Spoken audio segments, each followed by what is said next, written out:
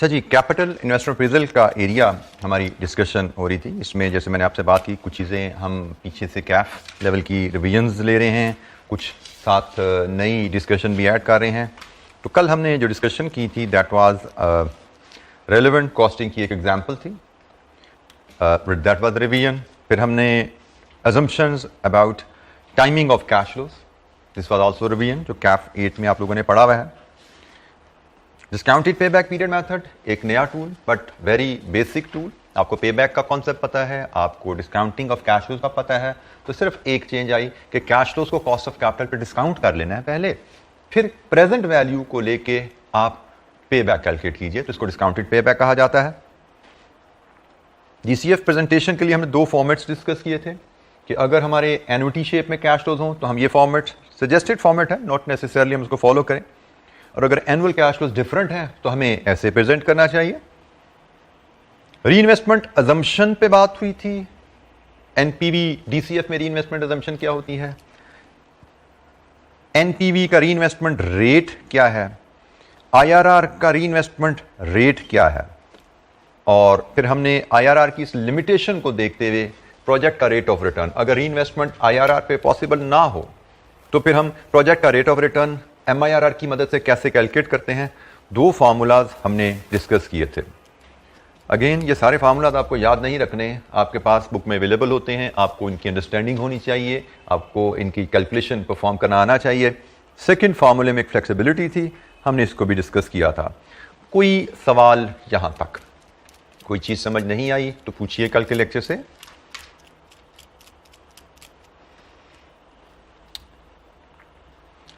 एक छोटा सा कॉन्सेप्ट अपने इकोनॉमिक आईआरआर का भी देखा था, जिसमें हमने एक्सटर्नैलिटी के कॉन्सेप्ट को लेके कि businesses normally financial IRR calculate करते हैं, सिर्फ अपने इंटरनल फाइनेंशियल बेनिफिट्स को लेके rate of return of the project निकालते हैं।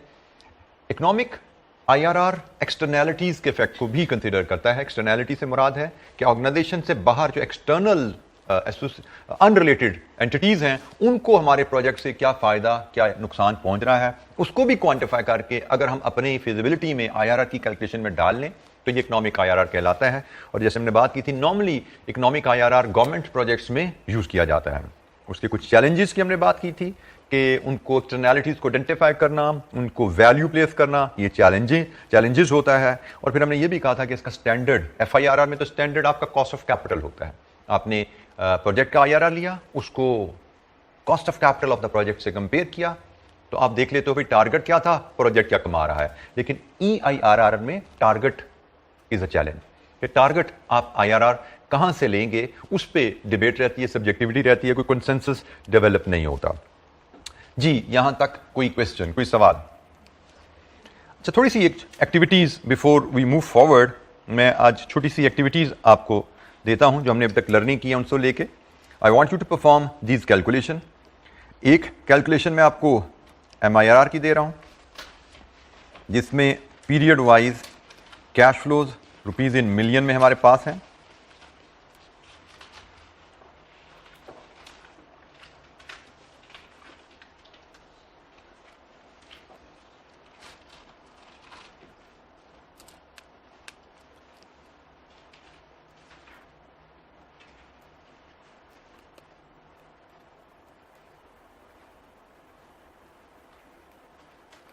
ये जी आपके पास एक प्रोजेक्ट कैश फ्लोज हैं, और आपको बताया गया है कि आपका जो कॉस्ट ऑफ कैपिटल है वो 10% है, और आपको आपसे रिक्वायर किया गया है MIRR,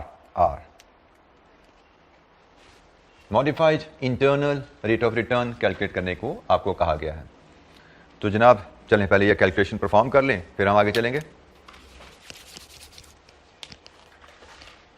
पहला डिसीजन यहां पे क्या लेना है, फार्मूला के ऊपर। कौन सा फार्मूला लगेगा, 1 या 2? दोनों लग सकते हैं, लेकिन 1 हम प्रेफर करेंगे। अगर दोनों लग सकते हो तो 1 हम प्रेफर करेंगे। तो यहां पे दोनों लग सकते हैं, 1 प्रेफर करेंगे। तो फार्मूला नंबर 1 से अब सॉल्व करेंगे इसको। जी फटाफट जरा इसकी एमआईआरआर कैलकुलेट करें।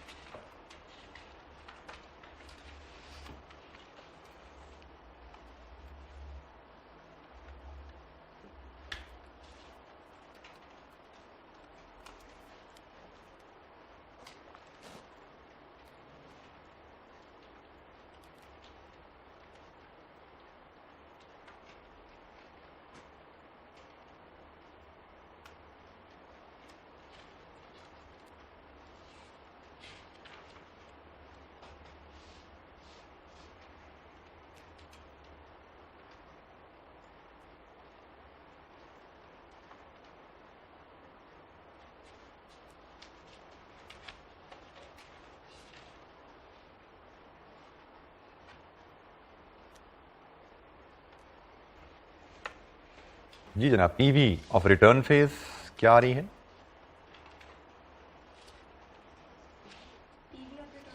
जी बेटा 148.99 कर दूं इसको मैं?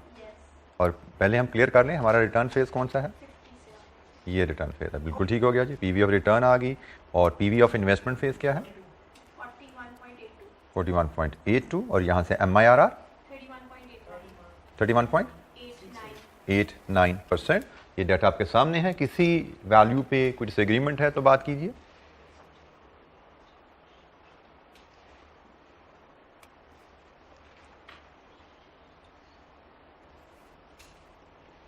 इस कैश फ्लो के लेके let's assume this was part A. इसी कैश फ्लो के लेके हम एक पार्ट बी अगर बनाएं और हमें री इन्वेस्टमेंट रेट बताया जाए 15% का, and then we are asked to recalculate MIRR। Continuation है यहीं से। कॉस्ट ऑफ कैपिटल 10% है, री इन्वेस्टमेंट रेट 15% है, और हमसे दोबारा कहा जाए MIRR निकालिए, तो अब हमने देखना है कि भाई री इन्वेस्टमेंट कॉस्ट ऑफ कैपिटल पे तो नहीं है। जब री इन्वेस्टमेंट कॉस्ट ऑफ कैपिटल पे ना हो तो फार्मूला नंबर 2 लगेगा। तो जनाब फार्मूला नंबर 2 इस्तेमाल कीजिए और बताइए अब MIRR क्या आता है?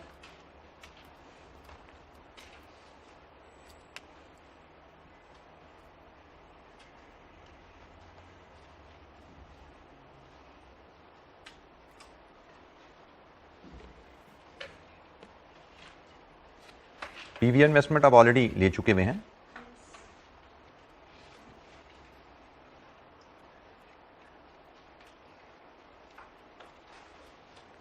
No answer will be different and it should be slightly above, slightly higher than 31.89.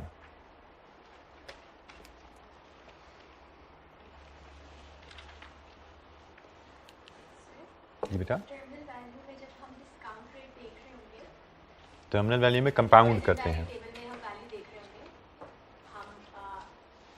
हमने प्रेजेंट वैल्यू तो सिर्फ इन्वेस्टमेंट की लेनी है ना। इन्वेस्टमेंट फेज की प्रेजेंट वैल्यू लेनी है। जो रिटर्न फेज है इसको तो कंपाउंड करना है आपने। इसको कंपाउंड करने हैं इस रेट, ठीक है, इसको कंपाउंड करना है आपने। पीवी ऑफ इन्वेस्टमेंट फेज है, terminal value of return phase है। टर्मिनल वैल्यू का मतलब compounded value, compounded till the end of the project.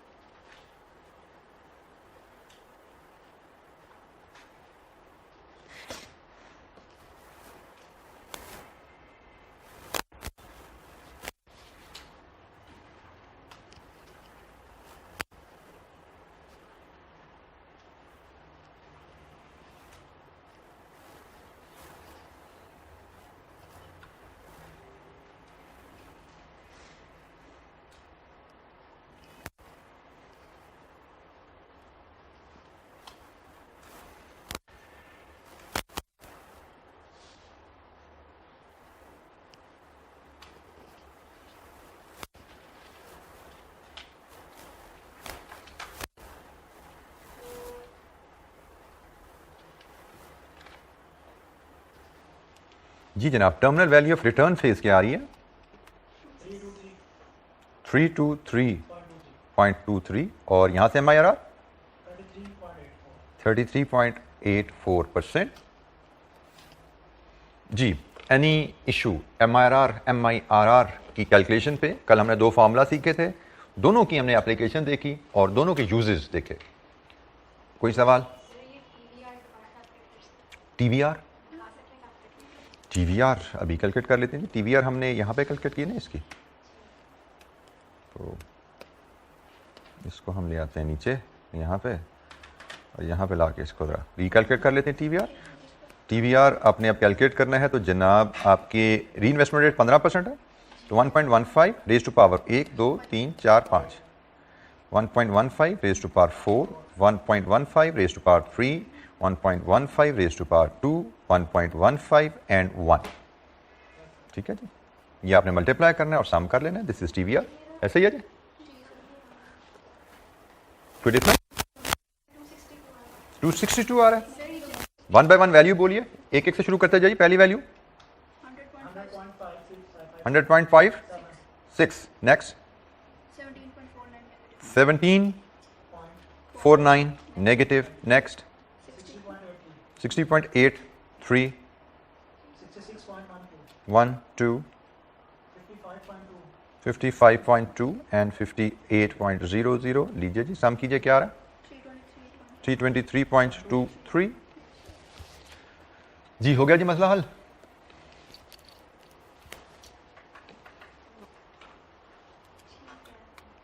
ठीक हो गया जी।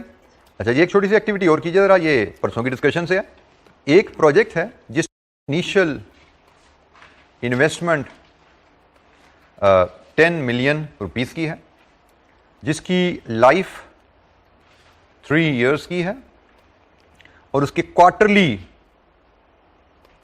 कैश फ्लोज जो रिटर्न हमें मिल रही है वो आप कह लीजिए जी से 1.2 मिलियन रुपीस की है। ठीक है जी, और आपका इसका कॉस्ट ऑफ कैपिटल है 20%, और आपसे रिक्वायर्ड है नेट प्रेजेंट वैल्यू।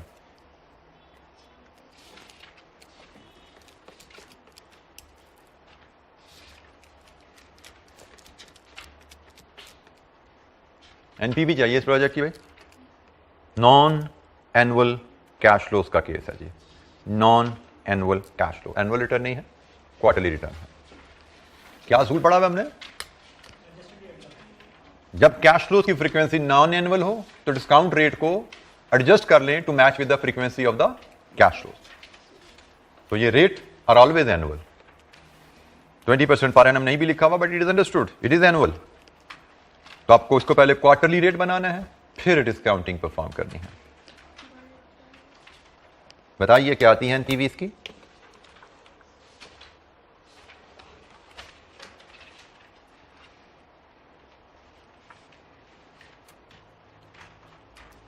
बल्कि आईआरआर की एनपीवी कीजिए, फिर इसकी आईआरआर भी बताइए मुझे जरा। ये भी थोड़ी सी इंटरेस्टिंग एक्टिविटी करेंगे जरा।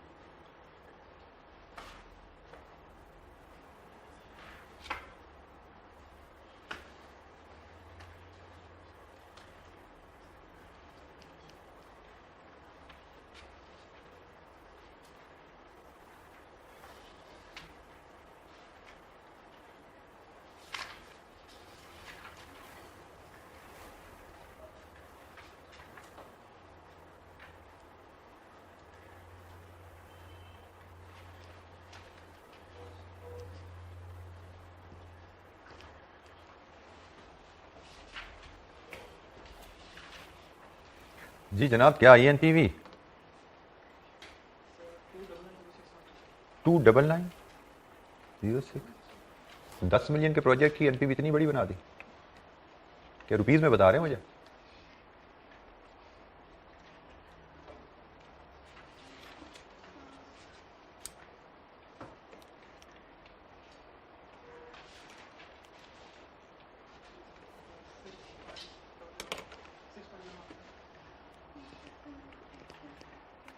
पहले तो कैश फ्लो की अरेंजमेंट की बात कर रहे थे ना हम, पीरियड वाइज हमारे कैश फ्लोस कैसे दिखेंगे। इनिशियल इन्वेस्टमेंट जीरो में 10 मिलियन की है, और फिर कितने कैश फ्लोज है रिटर्न के? 12 कैश फ्लोज हैं, 12 क्वार्टरली कैश फ्लोज हैं। एनुइटी है, एनुइटी है क्वार्टरली कैश फ्लोज की, तो इसका मतलब इस डिस्काउंट रेट को भी फिर कन्वर्ट कीजिए स्मॉल आर में, ऐसे ही करेंगे, ठीक हो गया। तो यहां से कैपिटल आर सालाना रिटर्न 20 है, क्वार्टरली रिटर्न क्या आती है, सॉरी इसको फॉर्मूला में तो एन है, तो जनाब क्वार्टरली रिटर्न 20, सालाना रिटर्न 20 है, तो क्वार्टरली रिटर्न क्या आ रही है? 4.66%। तो जनाब ये अगर 4.66% आ रही है, तो अब हमें एन्युटी बनानी है। एन्युटी बनानी है तो हम फार्मूले की मदद ले लेते हैं। फार्मूला है जी 1 minus 1.0466 raise to power -12 divided with 0.0466। ये जी फैक्टर है, ये एन्युटी फैक्टर है जो यहां पे आना है। क्या था जी एन्युटी फैक्टर? बल्कि इसको लेट मी कॉपी इट।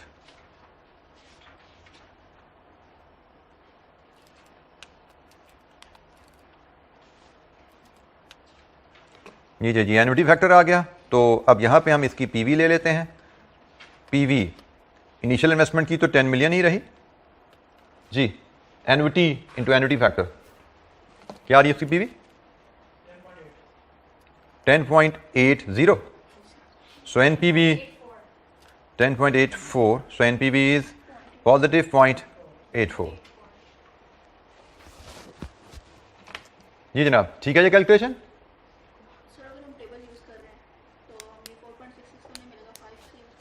बिल्कुल ठीक है, अगर आप टेबल यूज करना चाहते हैं, मैंने सिर्फ एक फार्मूले की प्रैक्टिस के लिए आपको उस पर लाया, बट अदरवाइज एग्जाम में आपको शायद इसको फिर राउंड ऑफ कर लेना है 5 पे। बिल्कुल आप ऐसा कर सकते हैं, दिस इज परमिसिबल। एग्जाम में आप इसको राउंड ऑफ कर लेंगे और 5% 12 ईयर एन्युटी फैक्टर यहां पे लाके आप एनपीवी कैलकुलेट कर दीजिए, that is perfectly fine.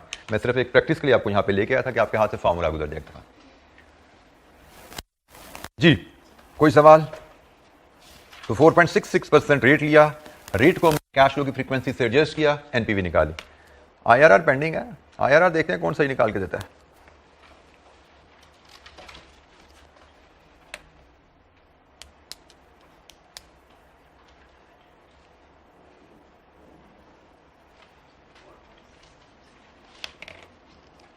IRR तो पॉजिटिव है, आपने फैसला दे दिया। आईआरआर एनपीवी पॉजिटिव है, आईआरआर के साथ डिसीजन भी देना है, आईआरआर भी बताना है और फिर आईआरआर को साथ डिसीजन भी आपने बताना है, आईआरआर बेस्ड डिसीजन। ये दो चीजें बतानी है, एनपीवी को भूल जाए वो होगी खत्म।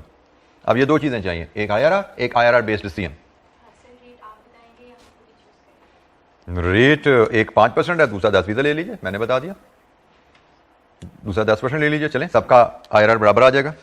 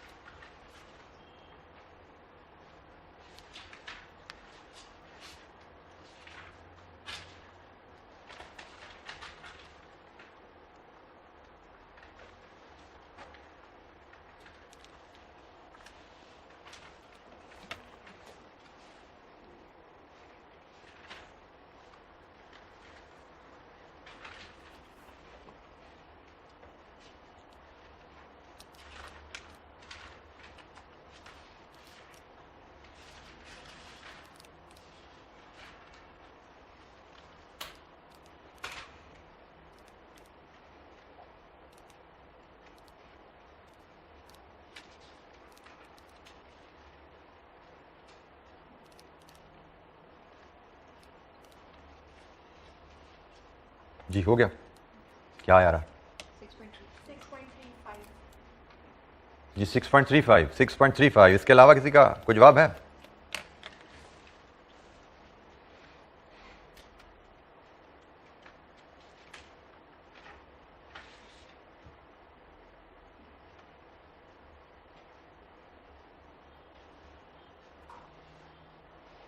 यही है, ये नहीं है? तो मैंने पूछा इसके अलावा जवाब है तो बताओ क्या है इसके अलावा? रेंज से बाहर चला गया। दूसरा रेट बता दिया 10% है, उसके बाद रेंज से बाहर क्या जाना?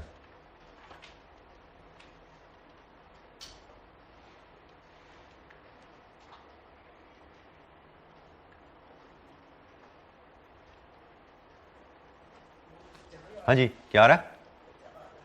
बेटा एनपीवी ये आपने ली थी 4.66 पे, एनपीवी या 10% बताओ ना क्या इधर, उससे पता लग जाएगा हमें।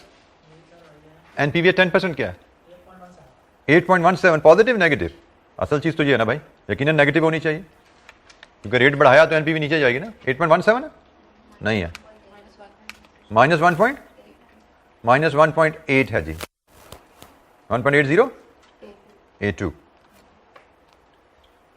10% डिस्काउंट रेट लगाएं तो नेगेटिव 1.82 आई। इसका मतलब आईआरआर आपका 4.66 और 10 के बीच में है। तो ये आपके कुलीग्स ने वर्कआउट किया 6.35। ठीक हो गया? सबका ठीक हो गया? सबका ठीक नहीं हुआ, सबका गलत हो गया। मैंने आपसे कहा था डिसीजन भी दो, आप डिसीजन क्या दोगे मुझे? डिसीजन देने की पोजीशन में हो आप? What is your decision? Is project feasible? Yes. How come? मैंने कहा आईआरआर की बेस पे डिसीजन दो। How you are going to take decision on the basis of IRR? क्या डिसीजन रूल है आईआरआर का? आईआरआर का डिसीजन रूल क्या है फिजिबिलिटी का? अगर वो कॉस्ट ऑफ कैपिटल, मतलब कॉस्ट ऑफ कैपिटल से कंपेयर करना है, तो कॉस्ट ऑफ कैपिटल किधर है? 20% है, बट किसी को नजर आ रहा है ये लिखा हुआ यहां पे? और क्या इसके साथ ये आप लिख सकते हो? रेट ऑफ रिटर्न की जब बात की जाती है, एनुअल रेट ऑफ रिटर्न की बात की जाती है। आपने क्वार्टरली कैश फ्लो पे आईआरआर निकाला है, तो ये क्वार्टरली रेट है। इसको कॉस्ट ऑफ कैपिटल से कंपेयर करना है तो दोबारा फार्मूला में डालो, इसको एनुअल बनाओ, फिर कंपेयर करो 20% से। 6.35 को 20% से कंपेयर नहीं करना, इसको, ये स्मॉल आर है, इसको कैपिटल आर बनाओ पहले, फिर कंपैरिजन होगा। तो ये बातें छोटी छोटी सी, इन पे माइंड अप्लाई करना पड़ेगा, और बीएफडी में आहिस्ता आहिस्ता आहिस्ता आपको बिल्ड करना पड़ेगा इन चीज़ों के बारे में सोच सोच के, and it will be done through revision revision revision.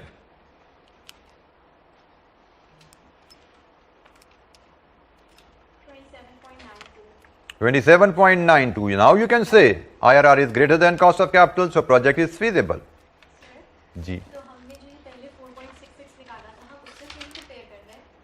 4.66 क्या था? हमने क्वार्टरली रेट निकाला था। बेटा वो तो उसी का ही था ना। आप कह रहे हैं कि 6.35 को 4.66 से कंपेयर कर लें क्वार्टरली कॉस्ट ऑफ कैपिटल पे। अच्छा, डिसीजन की हद तक अगर कहें तो डिसीजन शायद आप यहां से दे सकते हैं, लेकिन जब आपसे आईआरआर मांगा गया तो आईआरआर का जवाब ये नहीं हो सकता। आईआरआर का जवाब ये नहीं हो सकता। डिसीजन, अगर सिर्फ डिसीजन मांगा जाता है तो डिसीजन यहां पे दे सकते थे, क्वार्टरली रिटर्न प्रोजेक्ट से ये आ रहा है, क्वार्टरली टारगेट ये है, आप दे सकते थे। लेकिन एनपीवी 6.35 है नहीं, मसला ये, और सॉरी आईआरआर, अगर आपसे कहा जाए आईआरआर तो IRR means annual rate of return. तो annual rate of return capital R, ये है आईआरआर आपका। दिस इज नॉट आईआरआर, ठीक है? ये क्वार्टरली कैश फ्लोज का आईआरआर जरूर है, बट प्रोजेक्ट का आईआरआर ये नहीं होता। प्रोजेक्ट का rate of return annual rate of return होता है, वो आप इसको ऐसे कन्वर्ट करेंगे फिर आएगा।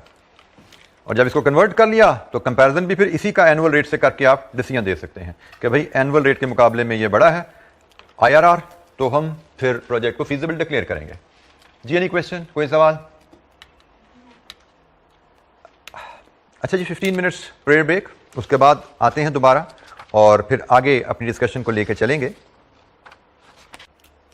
अच्छा जी, ब्रेक से पहले हमने थोड़ा सा रिकैप लिया, पिछले जो एक दो लेक्चर थे उनमें जो हमने एक्टिविटीज़ की थी, जो कॉन्सेप्ट सीखे थे, उनका हमने रिकैप लिया है।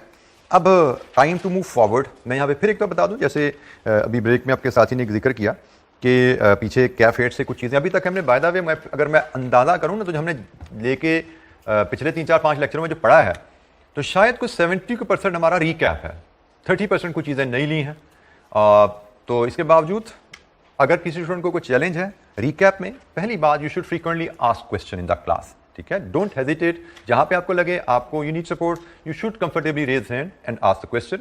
और घर पे आपको थोड़ा सा टाइम तो निकालना पड़ेगा। रोज का काम रोज करेंगे तो अगले दिन का चक एब्जॉर्ब होगा। नेक्स्ट वीक आने से पहले पूरे वीक का काम संडे को 2-3 घंटे क्विक रिवीजन करके आओगे तो फिर आगे चल पाओगे। अदरवाइज आप ब्रेक आ जाएंगे आपके कॉन्सेप्ट में तो ये एब्जॉर्प्शन का प्रोसेस रुक जाएगा और हमारे बहुत से कॉन्सेप्ट कनेक्टेड होंगे। मतलब यहां से जैसे मैंने पहले भी बोला बेस बन रही है, इस बेस ने आगे आपके कॉस्ट ऑफ कैपिटल के कॉन्सेप्ट में भी चलना है, इस बेस ने बहुत ज्यादा आके आपके जाके फिर कॉस्ट ऑफ कैपिटल और यहां के कॉन्सेप्ट मिलकर बिजनेस वैल्यूएशन में चलेंगे आपके। सो अगर कहीं पे आपकी बेस में कमी रहेगी, कोई बेसिक्स आपकी कैलकुलेशन में ग्रिप, जैसे डिस्काउंटिंग है, इस पर बहुत ज्यादा, जैसे ये छोटा सा कॉन्ट्रैक्ट डिस्काउंटिंग था, आप इसमें इसको स्किप किया आपने, आगे चल के ये इतनी छोटी छोटी चीजों की अहमियत बढ़ती जाएगी। ऐसा था इन पे हैंड्स ऑन आपको बहुत ज्यादा होना चाहिए।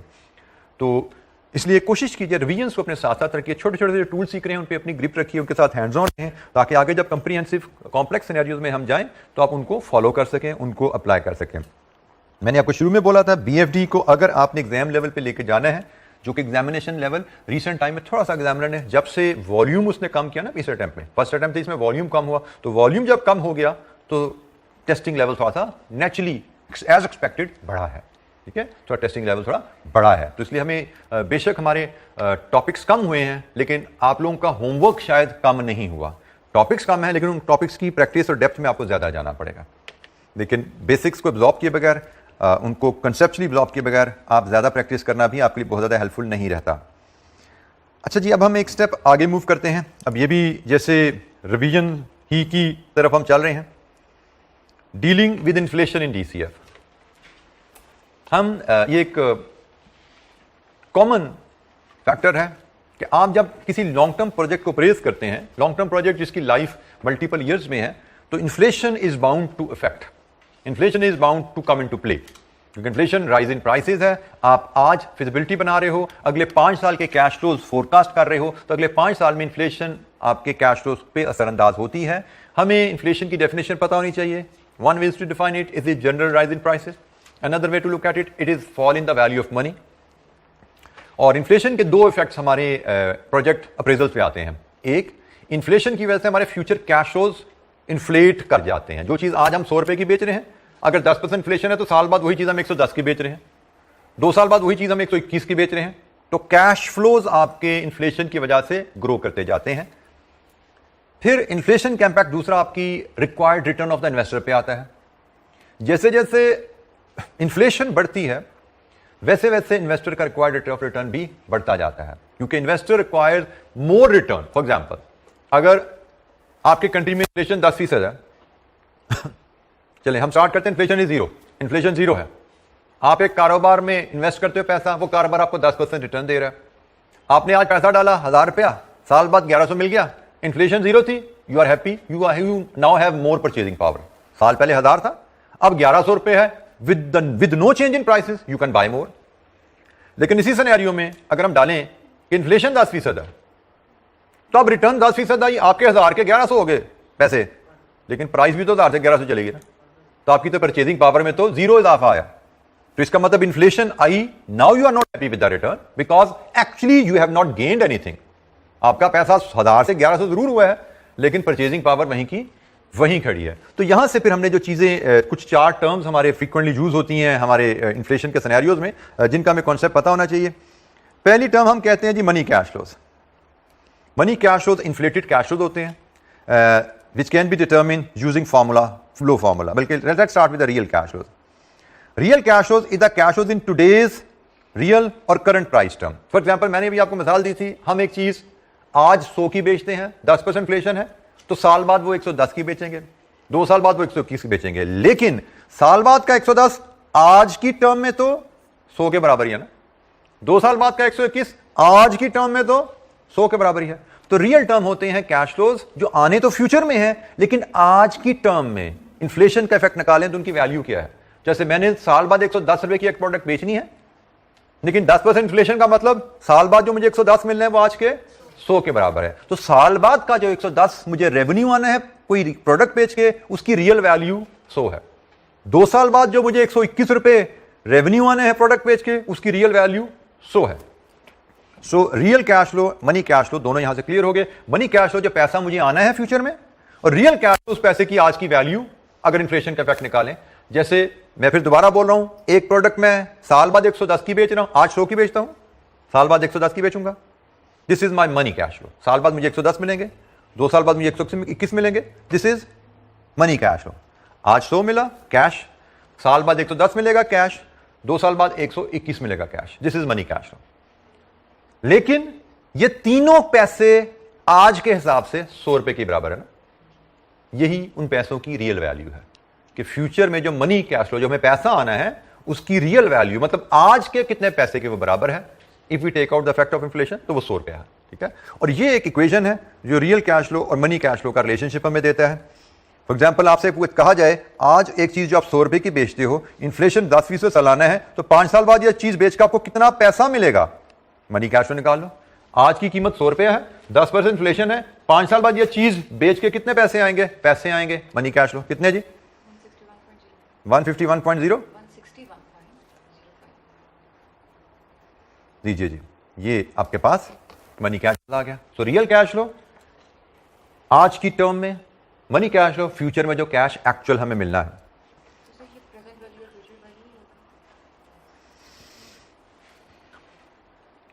प्रेजेंट वैल्यू अगर आपको याद हो, हमने टाइम वैल्यू ऑफ मनी का कॉन्सेप्ट पढ़ा था, वहां पे 3 फैक्टर पढ़े थे हमने। एक इन्फ्लेशन, एक अपॉर्चुनिटी टू इन्वेस्ट, दूसरा अनसर्टेनिटी। इन 3 फैक्टर्स का इफेक्ट डालो तो फ्यूचर वैल्यू प्रेजेंट वैल्यू का फर्क बनता है। हमने सिर्फ यहां से यहां पे किसका इफेक्ट डाला है, इन्फ्लेशन का। हमने सिर्फ इन्फ्लेशन का इफेक्ट डाला है, बाकी 2 फैक्टर्स का हमने इफेक्ट यहां पे नहीं लिया। 161 में और 100 में सिर्फ एक फैक्टर का डिफरेंस है, ठीक है, वो है इन्फ्लेशन 10%। इसमें आप अपॉर्चुनिटी टू इन्वेस्ट का डालो इम्पैक्ट, इसमें आप अनसर्टेनिटी डालो तो ये 10 का बढ़ के 20 हो जाए शायद, ठीक है। वो कॉस्ट ऑफ कैपिटल में मजीद चल के इस पर बात करेंगे। तो बहरहाल प्रेजेंट वैल्यू और ये real cash flow, money cash flow, वो और चीजें हैं। फ्यूचर वैल्यू प्रेजेंट वैल्यू में डिफरेंस 3 फैक्टर्स की वजह से आता है, लेकिन money cash flow real cash flow में सिर्फ एक फैक्टर का फर्क है, inflation. Present value future value में हम आई नहीं लेते, हम आर लेते हैं, जो कॉस्ट ऑफ कैपिटल होता है, जो कि 3 फैक्टर्स को रिप्रेजेंट कर रहा होता है। R is always higher than inflation, क्योंकि R is against return against 3 factors. ये रेट है एक फैक्टर का जी। Any question? Real cash flow, money cash flow, हमें एग्जाम में इनमें डिफरेंशिएशन पता होनी चाहिए। एग्जाम में अक्सर हमें कैश फ्लो बताता है एग्जामिनर कि आज के हिसाब से हम ये प्रोडक्ट 100 रुपए की बेचेंगे, लेकिन 10% इन्फ्लेशन है, तो इसका मतलब आज के हिसाब से 100 रुपए की है, साल बाद बेचेंगे तो 110 की बिकेगी, 2 साल बाद 121 की बिकेगी, एंड सो ऑन। इस तरह कहानी चलती है। अच्छा जी, money rate of return. Rate of return को भी देखने के 2 अंदाज हैं, एक मनी और एक real. Money rate of return measures money earn on money invested, पैसे पे पैसा कितना आ रहा है।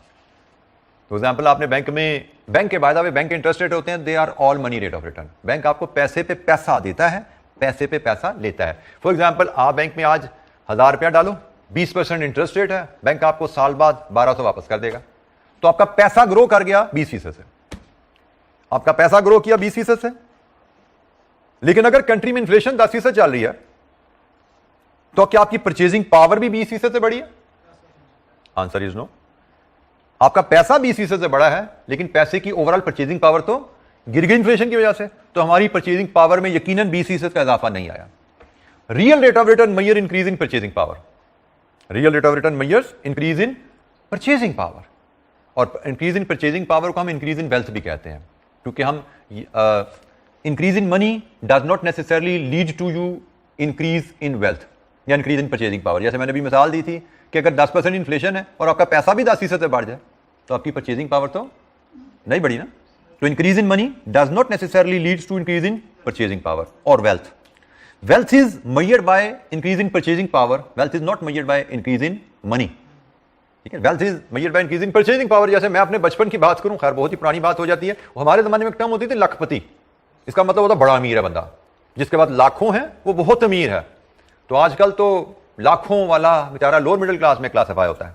हमारा तो बड़ी दूर की बात चलेगी है। तो शायद आज से मेरे बचपन में 30-35 साल पहले जो लखपति की टर्म थी, वो अब आप टेंस ऑफ करोड़पति में कन्वर्ट हो चुकी है। जितनी वर्थ उस वक्त 1 लाख की होती थी, इस वक्त वही वर्थ टेंस ऑफ करोड़ की है। मैं बिलियंस नहीं कहता, वो ज़रा ऊपर निकल जाएगा, लेकिन टेंस ऑफ करोड़ की वर्थ बन चुकी है। So money 1 lakh versus money tens of crore, they are equal, ठीक है। तो पैसे, वेल्थ जो है, that is not measured by the money you have, that is measured by the purchasing power you have.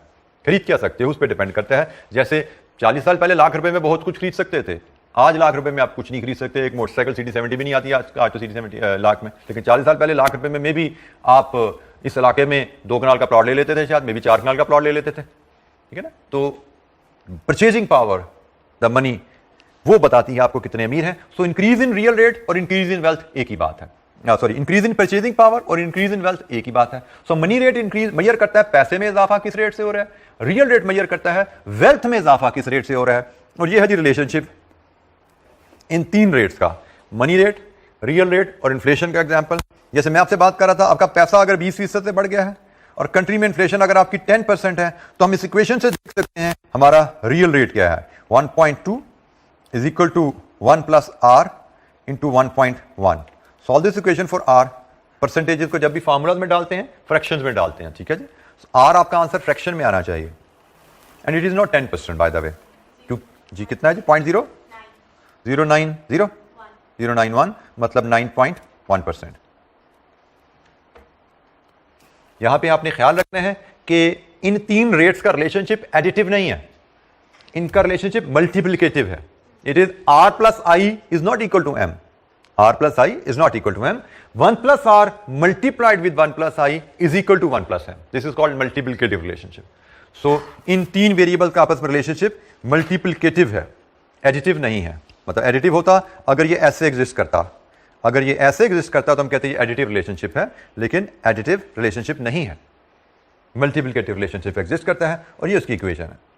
तो हमने ब्रीफ डेफिनेशन पढ़ी रियल कैश फ्लो की, मनी कैश फ्लो की, money rate of return, real rate of return, on relationship money cash flow real cash flow और relationship money rate real rate और inflation का। Any question? Ultimately ये understanding हमें इस तरह कोई याद नहीं रखनी, क्योंकि ये चीज़ें तो हमारे पास नोट्स में लिखी अवेलेबल होती हैं। हमें क्वेश्चन में इनकी एप्लीकेशन देखनी है और इनकी एप्लीकेशन के प्रिंसिपल हमें पता होने चाहिए। सो प्रिंसिपल क्या है? Always discount. अगर आपको मनी कैश फ्लो को डिस्काउंट करना है, you should use money rate of return. Money cash flows क्या होते हैं? जो हर साल इन्फ्लेशन से बदलते हैं। मनी कैश फ्लोज क्या है? जो हर साल इन्फ्लेशन से बदलते हैं। जैसे आपको कहा जाए इस प्रोडक्ट का रेवेन्यू बनाओ मनी कैश फ्लो टर्म में, तो पहले साल प्राइस लगाओगे आप 100 रुपया, तो दूसरे साल 110 लगाओगे, तीसरे साल लगाओगे 121। लेकिन अगर आपसे कहा जाए आप इसके रेवेन्यू बनाओ रियल टर्म में, तो फिर प्राइस पे इन्फ्लेशन आप अप्लाई नहीं करोगे। रियल टर्म में तो 100 रुपए की बिकनी है ना इसमें। तो रियल टर्म इन्फ्लेशन ऐड नहीं करना, मनी टर्म इन्फ्लेशन ऐड करो। तो अगर आपने कैश फ्लोज को इन्फ्लेट किया हुआ है तो इंश्योर करो कि रेट भी आपका फिर money rate of return which is higher rate. जैसे यहां पे देखा ना, मनी रेट ऑफ रिटर्न 20 था तो रियल रेट 9.1 आया। कैश फ्लोज अगर इन्फ्लेशन की वजह से इन्फ्लेट किए हुए हैं तो रेट भी आपने वो यूज करना है जो इन्फ्लेशन की इफेक्ट की वजह से हाई हुआ हुआ है, मनी रेट। सो मनी कैश फ्लोज को हमेशा आप डिस्काउंट करेंगे मनी रेट पे, जो कि in most of the cases will be required to do. लेकिन वेरी रेयर सर्कमस्टांसेस हमें रियल कैश फ्लोज को डिस्काउंट करने की भी जरूरत पड़ सकती है। रियल कैश फ्लोज का आप हमेशा रियल रेट पे डिस्काउंट करते हो, लेकिन ये अंडर सर्टन स्पेसिफिक सर्कमस्टांसेस ही आप करेंगे। और वो सर्कमस्टांसेस क्या है? अगर आपकी कंपनी, आप एक प्रोजेक्ट की फिजिबिलिटी कर रहे हो, हम कह रहे हैं प्रोजेक्ट की फिजिबिलिटी करते हुए कैश फ्लोज को इन्फ्लेट ना करें और उनको रियल रेट पे डिस्काउंट करते हैं, क्योंकि inflation require some additional calculation. हम और उनको रियल रेट पे डिस्काउंट करते हैं। ये सिर्फ तब करेंगे जब company is not paying taxes and only one inflation rate affects the project cash flows. अगर ये दोनों कंडीशन हो रही हैं, then we have an option to go for real cash flows, discount them at real rate of return. अगर इन दोनों में से कोई एक भी कंडीशन मिसिंग है, कोई एक भी कंडीशन मिसिंग है, लाइक कंपनी टैक्सेस तो पे नहीं कर रही, लेकिन हमें क्वेश्चन में कहा जाता है प्राइस पे इन्फ्लेशन 10% है, मटेरियल पे इन्फ्लेशन 8% है, 2 इन्फ्लेशन रेट आ गए ना, तो भी ये अप्लाई नहीं हो सकता। इन्फ्लेशन रेट तो एक है जी, inflation is 10%, but company is paying taxes, फिर भी ये अप्रोच अप्लाई नहीं हो सकती। ये बड़ी रेयर कंडीशन में CFA 4 में तो मैं नजर ही नहीं आती, but you should be prepared, कहीं ना कहीं हमें इसकी जरूरत पड़ सकती है, ठीक है। लेकिन कंप्रीहेंसिव क्वेश्चन में नहीं, लेकिन छोटे किसी कैलकुलेशन पे, कंपोनेंट पे ये अप्रोच भी हमें अप्लाई करनी पड़ सकती है। यू शुड नो कि रियल कैश फ्लोज मतलब जिन कैश फ्लोज पे आपने इन्फ्लेशन लोड नहीं की, उनको डिस्काउंट करने के लिए आप ये रेट इस्तेमाल कर सकते हैं जिसमें इन्फ्लेशन का इफेक्ट नहीं है। लेकिन इन चीजों का ख्याल रखना होगा। नॉर्मली हम इस तरह ही चल रहे होते हैं। कुछ बेसिक सी कैलकुलेशन इन बेसिक प्रिंसिपल्स की अंडरस्टैंडिंग के लिए।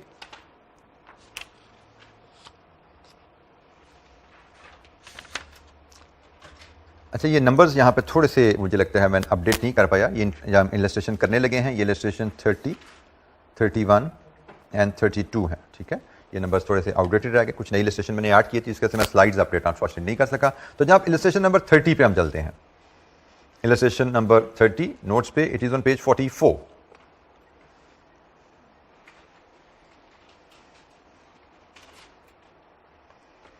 अच्छा जी, ये एक छोटी सी example, Storm Limited is evaluating a project X which requires an initial investment of 50,000.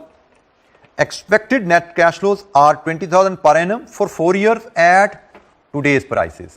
4 साल हमें सालाना 20,000 आना है, आज के हिसाब से 20,000, ठीक है। टुडेज प्राइसेस का मतलब टुडेज प्राइसेस लिखा जाए, करंट प्राइसेस लिखा जाए, मतलब है रियल टर्म है, इसमें इन्फ्लेशन का इफेक्ट कोई नहीं है। तो आज के हिसाब से 20,000 आना है। However, these are expected to rise by 5.5% per annum because of inflation. The firm's cost of capital is 15%. Find NPV by discounting real cash flows, इसको हम रियल अप्रोच भी कहते हैं, डिस्काउंटिंग मनी कैश फ्लोज, इसको nominal या money approach भी कहते हैं। मनी और नॉमिनल अल्टरनेटिव साइनोनिम्स हैं ये हमारे लिए, ठीक है। सो इसको हम डिस्काउंटिंग नॉमिनल कैश फ्लोज भी लिखा जा सकता है, यहाँ पे इसको नॉमिनल या मनी अप्रोच कहा जाता है। सो हम एनपीवी रियल अप्रोच से भी निकाल सकते हैं, इसके बल्कि हमारी रिक्वायरमेंट है रियल अप्रोच से एनपीवी निकालिए, मनी अप्रोच से एनपीवी निकालिए। रियल अप्रोच का मतलब रियल कैश फ्लोज को रियल रेट पे डिस्काउंट करो, मतलब कैश फ्लोज पे इन्फ्लेशन लोड नहीं करनी, ठीक है, और रियल रेट पे डिस्काउंट कर लो। अच्छा, पहले हम रियल कैश फ्लोज आइडेंटिफाई कर लेते हैं, फिर हम रियल रेट की बात करेंगे। हम देखने जा रहे हैं जी इलस्ट्रेशन नंबर 30, इलस्ट्रेशन नंबर 30 और इसका डाटा। इन्वेस्टमेंट जो कि हम जीरो में लेंगे वह है 50,000 की, और इसके बाद रिटर्न ये हम रियल कैश फ्लोज ले रहे हैं जी रुपीज में। रिटर्न 1 से 4 तक 20,000। जब हम रियल कैश फ्लो ले रहे हैं तो रियल कैश फ्लो मतलब इन्फ्लेशन का इफेक्ट इस पर लोड नहीं करना। अच्छा जी, अब रियल कैश फ्लो हमारे पास आ गए। अब हमने डिस्काउंट फैक्टर चाहिए। डिस्काउंट फैक्टर में हमें पहचानने की जरूरत है, जो डिस्काउंट फैक्टर क्वेश्चन में गिवन है, इज इट रियल और मनी। तो इसके बारे में गाइडलाइन देन में रखिए। क्वेश्चन में लिखा हुआ है कॉस्ट ऑफ कैपिटल इज 15। क्या हमें बताया गया है ये रियल कॉस्ट ऑफ कैपिटल है? तो rule is very simple, it is not real then, ठीक है। जब हमें नहीं बताया गया कि रियल है, then it is not real, we will take it money, ठीक है। This is the guideline. अगर साथ लिखा हुआ रियल तो रियल है, अगर साथ लिखा हुआ मनी तो मनी है, अगर साथ कुछ नहीं लिखा तो भी मनी है, ठीक है। This is the guideline. तो जनाब ये मनी कॉस्ट ऑफ कैपिटल है और इन्फ्लेशन भी हमें अवेलेबल है। हमने कहा जी हमने रियल कैश फ्लो को डिस्काउंट करना है तो हमें तो रियल रेट चाहिए, तो रियल रेट तो हमें क्वेश्चन में अवेलेबल नहीं है भाई। तो वर्किंग वन बनाओ और फिशर फार्मूला लगाओ, 1 + m = 1 + r × 1 + i। यहां से r निकालो। m इज 15%, r हमें डिटरमिन करना है और i इज 5.5%। लीजिए जी, सॉल्व इट फॉर r।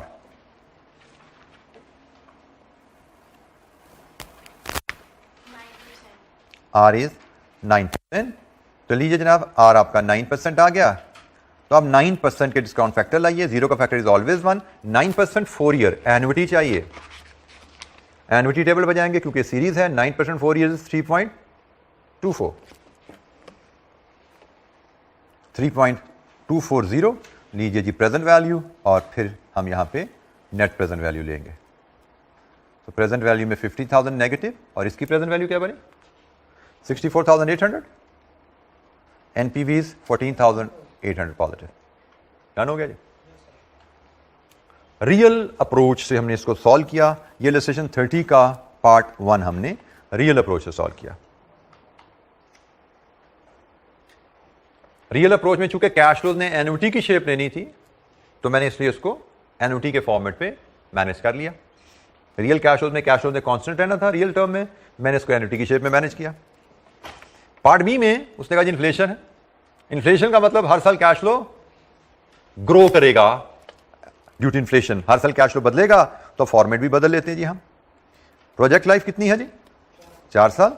तो 4 कॉलम यहां पे ड्रॉ कर लेते हैं। जीरो में इन्वेस्टमेंट के साथ 0, 1, 2, 3 and 4।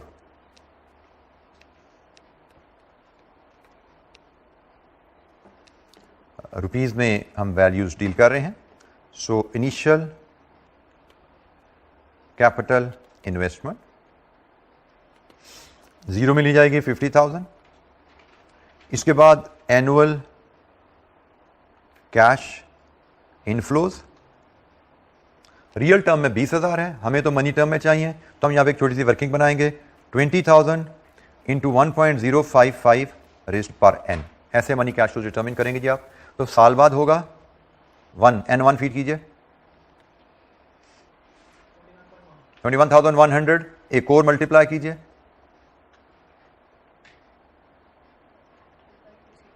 जी 25, एकदम 25 तो नहीं होता,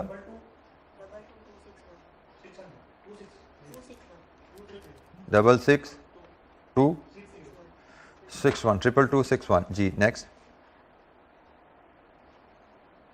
अनदर मल्टीप्लिकेशन, क्योंकि ये तो कांस्टेंट है ना, सिर्फ पावर बढ़ती जाएगी। 2 3 4 8 4 and the last one 8 5, last one 7 7 6। लीजिए जी, ये हमारे पास नेट कैश फ्लोज यहां से आ गए, नेट प्रोजेक्ट कैश फ्लोज, और फिर इनको डिस्काउंट करेंगे मनी कॉस्ट ऑफ कैपिटल पे जो कि 15% है, फिर प्रेजेंट वैल्यू और फिर net present value. Net cash flows में एक ही आइटम है, कोई समेशन हमें परफॉर्म नहीं करनी, सिंपल ये वैल्यूज ही यहाँ पे शिफ्ट हो रही हैं, एक रो में आ गई। लीजिए जी, एनपीवी बताइए यहां से क्या आती है। हमें कहा गया रियल अप्रोच से एनपीवी लाइए, हमने रियल अप्रोच से एनपीवी ले ली। हमें कहा गया नॉमिनल अप्रोच से एनपीवी लाइए, अब हम नॉमिनल अप्रोच से एनपीवी ले रहे हैं।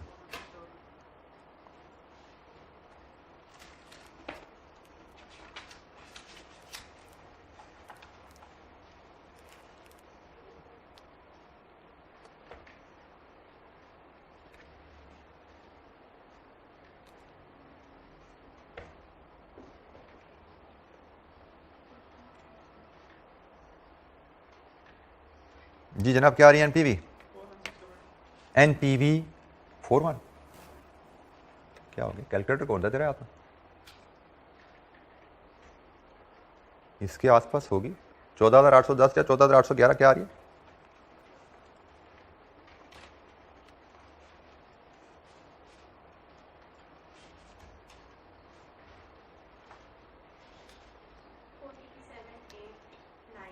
आपने 3 डेसिमल पर डिस्काउंट फैक्टर लगाए हैं या कैलकुलेटर से डिस्काउंट फैक्टर सॉल्व किए हैं? टेबल ही यूज किया आपने? टेबल यूज किया? कैलकुलेटर? तो फिर राउंड ऑफ तो नहीं ना होता, कैलकुलेटर में फुल फिगर आ जाती हैं। डिस्काउंट फैक्टर तो फुल ले लिया ना आपने, ठीक हो गया। तो आपने वैसे भी किया। तो जनरली होता क्या है कि आपको यहाँ पे फैक्टर लिखना होता है, ठीक है। जब आप फैक्टर लिखते हैं तो 3 डेसिमल लिखते हैं। जब एक फैक्टर आप ले आते हैं ना उन पेपर, तो फिर आपको उसको ही मल्टीप्लाई करना है। आपने 3 डेसिमल पे फैक्टर लिखा, टेबल आपके पास वहाँ पे 6 डेसिमल आ रहे हैं, ठीक है। तो थोड़ा सा डिफरेंस आ जाता है। डेवलप हैबिट के काम को बेहतर अंदाज से प्रेजेंट करें जी। 14,810, अगर आप 3 डेसिमल पे यहाँ फैक्टर लिखेंगे, 3 डेसिमल तक राउंड ऑफ करके फैक्टर लिखेंगे, फिर मल्टीप्लाई करेंगे, फिर सम करेंगे, आपकी एनपीवी 14,810 आएगी। और कोशिश कीजिए to adopt to this habit कि टेबल देखिए, टेबल से फैक्टर उठाइए, कॉपी कीजिए, मल्टीप्लाई कीजिए, देन मूव फॉरवर्ड। बेटा निकाल सकते हैं factor, but I generally don't recommend. Calculator पे फार्मूला फीड करके निकलेगा ना फैक्टर, तो फार्मूला फीड करें। फार्मूला तो हमें पता है, प्रेजेंट वैल्यू टेबल की टॉप पे फार्मूला आ रहे होते हैं। लास्ट पेज पे आप जाते हैं, प्रेजेंट वैल्यू टेबल जहाँ पे है, तो टेबल की टॉप पे ये हमारे पास फार्मूला आ रहे हैं। ये क्यूमुलेटिव का फैक्टर का फार्मूला है और ये आपका नॉर्मल पीवी फैक्टर का फार्मूला है। तो ये फार्मूला कैलकुलेटर में यूज़ करें, आपको फैक्टर यही फैक्टर मिल जाते हैं वहाँ पे, ठीक है। लेकिन मैं जनरली कहता हूँ कि इनको अवॉइड किया करें, अनलेस आपको ऐसी वैल्यू चाहिए जो टेबल के रेंज से बाहर है, then you have no option but to use the calculator. Otherwise you are, मुझे लगता है थोड़ा आप रिस्क ले रहे हो, तो इन एक्यूरेसी का, एरर का, कोई ना कोई एरर के चांसेस रहते हैं। तो इस तरह यूज टू हो जाएंगे आप टेबल को यूज़ करने के, तो मुझे लगता है ये आहिस्ता आहिस्ता आपका स्पीड भी बढ़ जाती है और एफिशिएंसी और एक्यूरेसी भी थोड़ी मुझे लगता है बेहतर रहती है। आपकी एरर रेट लो रहता है इस प्रैक्टिस में, this how I feel. Otherwise आपको लगता है नहीं आई एम कंफर्टेबल, मुझे कॉन्फिडेंस है उस पर, आप कैलकुलेटर कैलकुलेट करके मैनेज कर सकते हैं डाटा, तो कीजिए, कोई इशू नहीं है, तो बार नहीं है, ये सजेशन है मेरी। जी एनी क्वेश्चन, कोई सवाल? अच्छा जी, ये तो था एक हमें इलस्ट्रेशन दी गई जिसमें हमें रियल अप्रोच और नॉमिनल अप्रोच की एप्लीकेशन कहा गया, बट अदरवाइज हमें क्वेश्चन में इस तरह नहीं होता। क्वेश्चन में एक सिनेरियो होता है, सिनेरियो के हिसाब से हमें देखना पड़ता है कि हमें रियल अप्रोच पे जाना है या नॉमिनल अप्रोच पे जाना है। ठीक है, हम सिनेरियो के हिसाब से फैसला करते हैं। तो ये एक सिर्फ प्रैक्टिस थी, रियल अप्रोच क्या होती है, नॉमिनल अप्रोच क्या होती है। अब हमारी जो दो इलस्ट्रेशन उनमें हम फैसला करेंगे और अकॉर्डिंगली अप्रोच अप्लाई करेंगे। ठीक है, तो हम इलस्ट्रेशन 31 पे जाते हैं जी। अब इलस्ट्रेशन 31 पेज 45 की टॉप से आपकी आ रही है जी। इसकी रिक्वायरमेंट क्या है जी, calculate the NPV of the project and determine whether the project is worthwhile. NPV भी निकालनी है, प्रोजेक्ट की फिजिबिलिटी पे एडवाइस भी करना है। A project under consideration has the following projected data, all cash flows are in current term. Current term मतलब real term without inflation. Investment rupees in 1000 में 1700, और इसके बाद T1 T2 and then T3 से 10, 3 से 10 साल तक। ठीक है जी, ये आपके कैश फ्लोज हैं। Rate of inflation which will effect flows equally 3%, and the firm's required money return is 11.24. Calculate NPV. जब भी क्वेश्चन में आपको इन्फ्लेशन आए, पहला डिसीजन रियल और nominal, which approach to follow. तो हमने कहा जी, अगर कंपनी टैक्सेस भी नहीं पे करती and there is only one inflation rate affecting all cash flows, तो हम रियल अप्रोच पे जा सकते हैं। तो यहां पे देखें तो दोनों कंडीशन मीट हो रही हैं। कंपनी टैक्सेस भी नहीं पे करी और इन्फ्लेशन रेट भी एक ही है, इसका मतलब हम रियल अप्रोच पे जा सकते हैं। हम ये क्यों प्लान करते हैं, क्यों सोचते हैं, क्योंकि real approach is quick and efficient. Otherwise आप पिछले सवाल पे देखो, जब हमने इलस्ट्रेशन की, हमने रियल अप्रोच से इसको सॉल्व किया, हमने इसको नॉमिनल अप्रोच से सॉल्व किया। एनपीवी दोनों में subject to rounding off difference same आई है। ठीक है, अगर एक सवाल दोनों तरीकों से हो सकता है तो real approach is efficient and quick. हम मनी अप्रोच पे तभी जाते हैं जब मजबूरी है, और वो मजबूरी अक्सर हमारे साथ रहेगी। ठीक है, लेकिन इस इलस्ट्रेशन में हमारी मजबूरी नहीं है। इस इलस्ट्रेशन में हमें लग रहा है कि ये इलस्ट्रेशन रियल अप्रोच से हो सकती है, क्योंकि कंपनी टैक्सेस भी नहीं पे कर रही और इन्फ्लेशन रेट भी है। ये इलस्ट्रेशन जब रियल अप्रोच से हो सकती है तो we should go for that, क्योंकि it saves our time. Real approach is efficient. हम इन्फ्लेट नहीं करना कैश फ्लो को, कैश फ्लो जिस शेप में है ऐसे ही इनको डिस्काउंट कर देना है रियल रेट पे। ठीक है, तो हम इन कैश फ्लोज को ड्रॉ करते हैं और फिर रियल रेट पे इनको डिस्काउंट करते हैं। हम बात कर रहे हैं इलस्ट्रेशन 31 की। हमें कैश फ्लोज गिवन है जी पीरियड वाइज, फिर हमने इनको कैश फ्लोज को मल्टीप्लाई करना है डिस्काउंट फैक्टर से। पीरियड, पीवी, ये शायद कॉलम है जो हमें चाहिए। हमें एक कॉलम चाहिए डिस्क्रिप्शन का, एक कॉलम पीरियड का, एक कैश फ्लो का जो कि रुपीज इन 1000 में है, एक डिस्काउंट फैक्टर का, और देन प्रेजेंट वैल्यू, और बॉटम पे हम इसका साम ले लेंगे, हमें एनपीवी मिल जाएगी।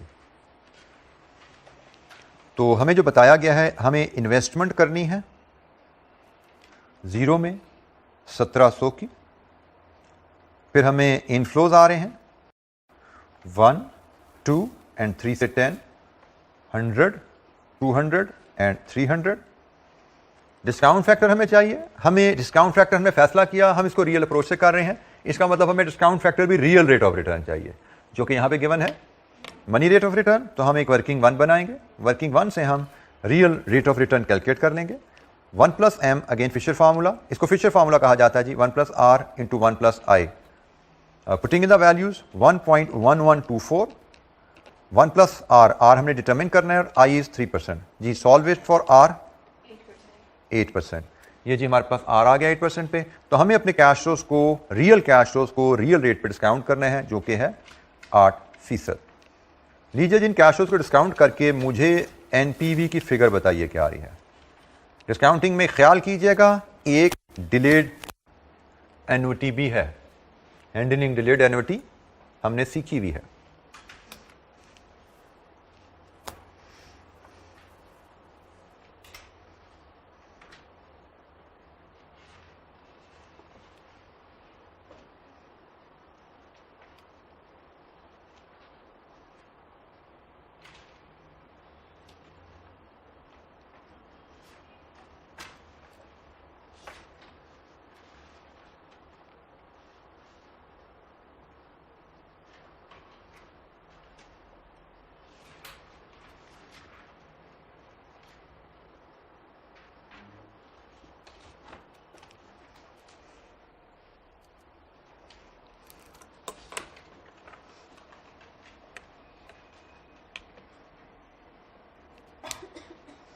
जी जनाब, क्या आती है एनपीवी?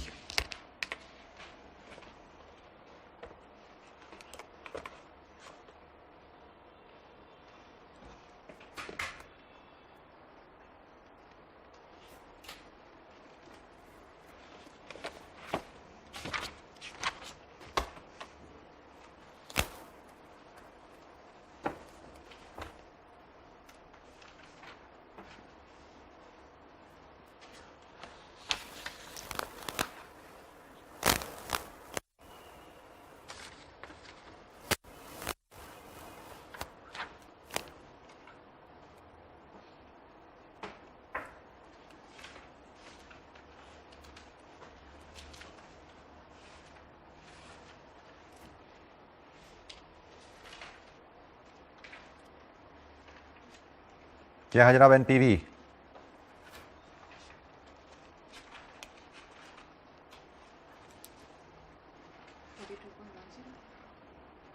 एनपीवी 42 रुपीज इन 1000 में आ रही है NPV and it is positive. अच्छा, गाइडलाइन ध्यान में रखिए, जब फिगर 1000 में है तो डेसिमल में ना जाइए, ठीक है। मिलियंस में हो तो डेसिमल आप जरूर लगा लीजिए साथ, ठीक है। तो एज अ प्रैक्टिस जब आप 1000 में फिगर ले रहे हैं तो यहाँ पे डेसिमल लगाने की जरूरत नहीं है। जब यहाँ पे डेसिमल नहीं लगेगा तो सम में भी डेसिमल नहीं आएगा। फिगर्स आप राउंड ऑफ करके ही लिखिए। मिलियंस में फिगर है तो 2 डेसिमल तक लिखना एक कॉमन प्रैक्टिस होती है। आगे जो गाइडलाइन आएगी राउंडिंग ऑफ की मजीद बता दूंगा। For the time being present value factor चूंकि टेबल में 3 डेसिमल तक अवेलेबल हैं, 3 डेसिमल तक यूज कीजिए। वैल्यूज 1000 में राउंड ऑफ की हुई हैं तो डेसिमल लगाने की जरूरत नहीं है। 42 पॉजिटिव, हमसे कहा गया एनपीवी कैलकुलेट कीजिए और बताइए प्रोजेक्ट वर्थवाइल है, तो हमारा डिसीजन है as NPV is positive thus project is worthwhile।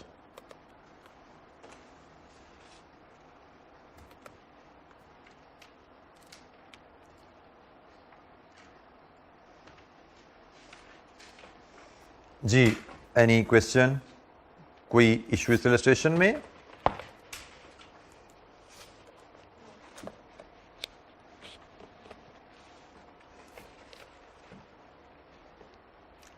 अच्छा जी, एक इलस्ट्रेशन और देखते हैं, इलस्ट्रेशन नंबर 32। ये बीसी प्रिंसिपल की एप्लीकेशन है, रियल और nominal approach, how to decide, how to apply. इसकी रिक्वायरमेंट है evaluate the project assuming that the machine has a life of 5 years and no scrap value. A company is considering a cost saving project. This involves purchasing a machine costing 7,000, which will result in annual savings in real term on wage cost of 1,000 rupees and on material cost of 400. तो 7,000 की machine लेंगे तो सालाना saving आपको real term में मिलेगी wages पे और मटेरियल पे। The following forecasts are made of the rates of inflation each year for the next 5 years। 5 साल लाइफ है जी प्रोजेक्ट की। Wage cost, material cost, general price, real cost of capital of the company is 8.5%। अच्छा, यहां पे सबसे पहले तो इन्फ्लेशन से भी पहले एक क्वेश्चन अराइज होता है टूल का। उसने कहा जी वैल्यूएट, जिसका मतलब टूल की सिलेक्शन भी आप पे डाल देना। किस टूल? यहां पे था calculate NPV and then decide. यहां पे उसने कहा जी डिसाइड करो, इसका मतलब टूल की सिलेक्शन भी आप पे है। तो आप आईआरआर करो, एनपीवी करो, पे बैक करो, एआरआर करो। Theoretically speaking you have the option, but actually it is up to your advice. What tool do you think is the best one? NPV. तो you will go for the best tool. तो आप यहां पे NPV का tool select करेंगे। फिर next question आता है, डीसीएफ टूल है, इन्फ्लेशन भी इन्वॉल्व हो रही है, तो रियल और nominal which approach to follow? तो हमने कहा था रियल अप्रोच सिर्फ उस सूरत फॉलो होगी जब कंपनी डज नॉट पे taxes and only 1 inflation rate involve. कितने इन्फ्लेशन रेट है यहां पे? तो मल्टीपल है, एक से ज्यादा हो गया ना, तो इसका मतलब real approach can not be followed. हमें नॉमिनल अप्रोच पे जाना है, और नॉमिनल अप्रोच क्या है कि कैश फ्लोज को इन्फ्लेट करो और उनको नॉमिनल या मनी कॉस्ट ऑफ कैपिटल पे डिस्काउंट करो। तो जनाब जब हम इस एनुअल सेविंग को सालाना इन्फ्लेट करेंगे तो ये सेविंग हर साल बदलेगी 10% के हिसाब से, और ये सेविंग भी हर साल बढ़ेगी 5% के हिसाब से। इसका मतलब सालाना cash flows will not take the shape of annuity. Real term में तो 1000 पर एनम है, बट मनी टर्म इन्फ्लेशन की वजह से हर साल बदलेंगे, इन्फ्लेशन की वजह से बदलेंगे। तो हमारा फॉर्मेट क्या होगा, पहले मैं उस पर बात करना चाह रहा हूं, ठीक है। प्रोजेक्ट लाइफ 5 years है, तो जनाब हमारा फॉर्मेट इस इलस्ट्रेशन का इलस्ट्रेशन नंबर 32, 5 साल लाइफ, 0 में इन्वेस्टमेंट, सो टोटल 6 कॉलम चाहिए। 0, 1, 2, 3, 4 and 5।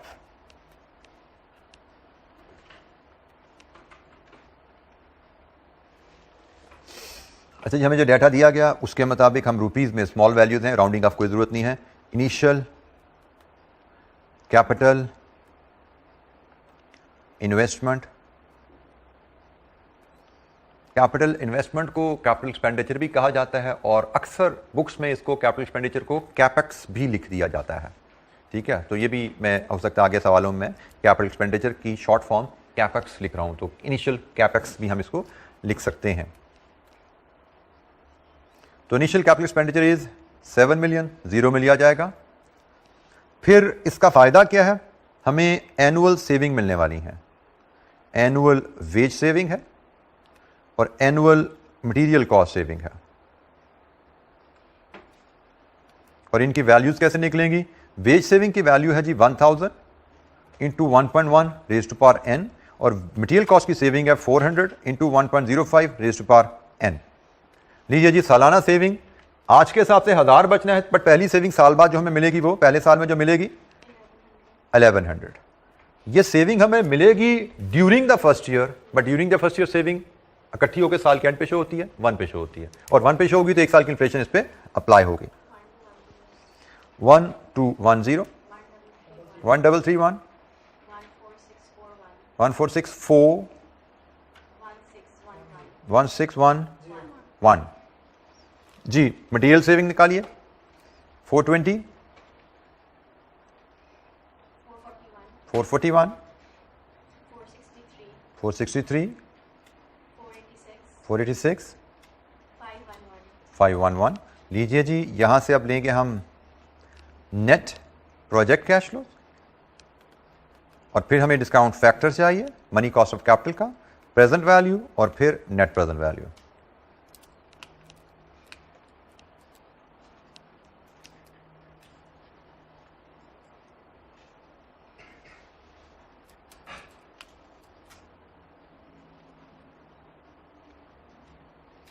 अच्छा जी, money cost of capital, net cash flow चलें पहले टोटल कर लेंगे। 7000 1520 1651 1794 and 950।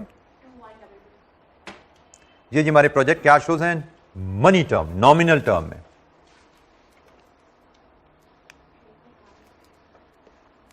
अच्छा जी, अब हमें इसको डिस्काउंट करने के लिए चाहिए नॉमिनल रेट ऑफ रिटर्न, और क्वेश्चन में हमें अवेलेबल है रियल रेट ऑफ रिटर्न। हम बनाएंगे एक वर्किंग 1। वर्किंग 1 में फार्मूला है जी फिशर फार्मूला। अच्छा, चूंकि एक से ज्यादा इन्फ्लेशन रेट आ गए तो यहां पे एक हमें क्लैरिटी चाहिए, इधर कौन सा इन्फ्लेशन रेट लगना है, तो फिशर फार्मूला में यूज होता है, you should recall general inflation. ठीक है जी, फिशर फार्मूला में जनरल इन्फ्लेशन रेट लगता है जो कि थ्योरेटिकली स्पीकिंग एवरेज इन्फ्लेशन होता है। वो ना मटेरियल का होगा ना लेबर का होगा, वो एवरेज इन्फ्लेशन होगा।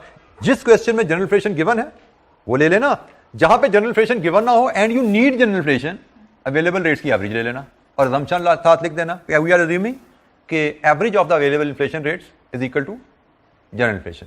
सो फिशर फार्मूला में जो आई होता है वो जनरल प्राइस इन्फ्लेशन है, जिसको हम एवरेज इन्फ्लेशन समझ सकते हैं। Fisher formula will always use general inflation.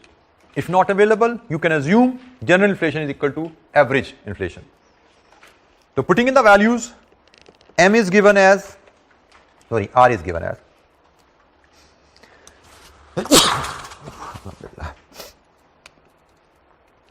हमें M तो डिटरमिन करना है जी। हमें R अवेलेबल है एज 8.5% और I हमें अवेलेबल है 6%।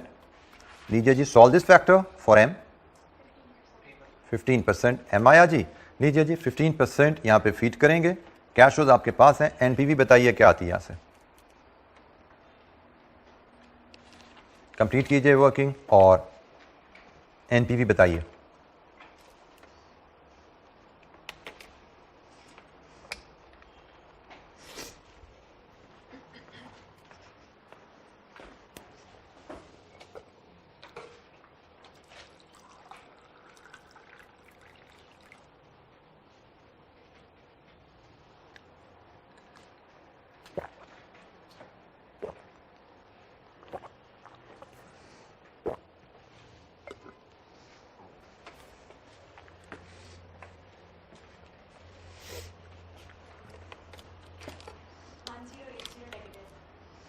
1080 नेगेटिव, तो हमारा डिसीजन है project is not feasible, cost saving project is not feasible.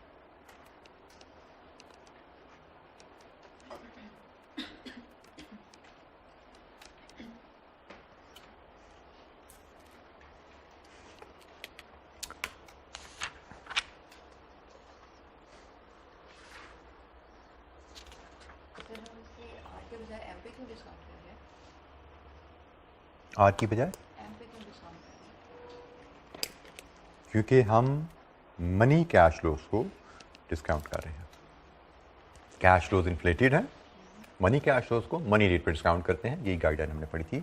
अगर हमने कैश फ्लोज इन्फ्लेट नहीं किए, जैसे इस केस में था, कैश फ्लोज इन्फ्लेट नहीं किए तो इनको रियल रेट पर डिस्काउंट किया था हमने, ठीक है। लेकिन अगर आपको कैश फ्लोज को इन्फ्लेट करना पड़ा है तो आपको इनको फिर मनी रेट पर डिस्काउंट करना है।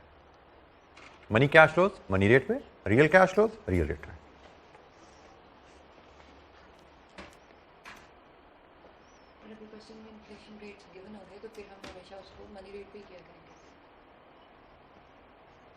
This is the guideline. आप रियल रेट पे सिर्फ एक सूरत में डिस्काउंट कर सकते हो, जब ये दोनों कंडीशन मीट हो रही हैं। जैसे इलस्ट्रेशन 31 में दोनों कंडीशन मीट हो रही थी, हम रियल अप्रोच पर चले गए। इलस्ट्रेशन 32 में पहली कंडीशन मीट हो रही है, कंपनी टैक्सेस पे नहीं कर रही, लेकिन दूसरी कंडीशन मीट नहीं हो रही, इसका मतलब रियल अप्रोच यहाँ पे नहीं लग सकती इलस्ट्रेशन 32 में, इसलिए हम इलस्ट्रेशन 32 को इस अप्रोच पे ले आए।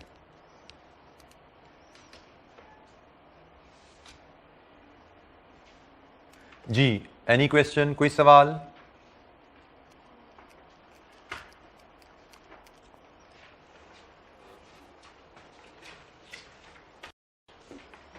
Working capital cash flows, dealing with working capital in DCF। एक छोटी सी रिवीजन हम इसकी भी कर लेते हैं। ये भी अगेन बिल्कुल कैफेट वाली लर्निंग है जो वहाँ पे आपने सीखी हुई है, उसी की रिवीजन है। द बेसिक कॉन्सेप्ट इज, जब आप कोई कैपिटल प्रोजेक्ट करते हैं तो कैपिटल प्रोजेक्ट करने के लिए आप सिर्फ कैपिटल एक्सपेंडिचर नहीं करते, आपको कैपिटल एक्सपेंडिचर के अलावा भी करंट एसेट में भी इन्वेस्टमेंट करनी पड़ती है। तो करंट एसेट की नेट इन्वेस्टमेंट को हम वर्किंग कैपिटल इन्वेस्टमेंट कहते हैं। कोई भी कारोबार सिर्फ कैपिटल एक्सपेंडिचर से थ्रू नहीं होता, आपको वर्किंग कैपिटल में भी इन्वेस्ट करना पड़ता है। तो वर्किंग कैपिटल के बारे में basic guideline, initial working capital requirement is shown at outflow at 0। इसको थोड़ा सा एक्सटेंड कर लीजिए नोट्स में, I forgot to mention, unless stated otherwise.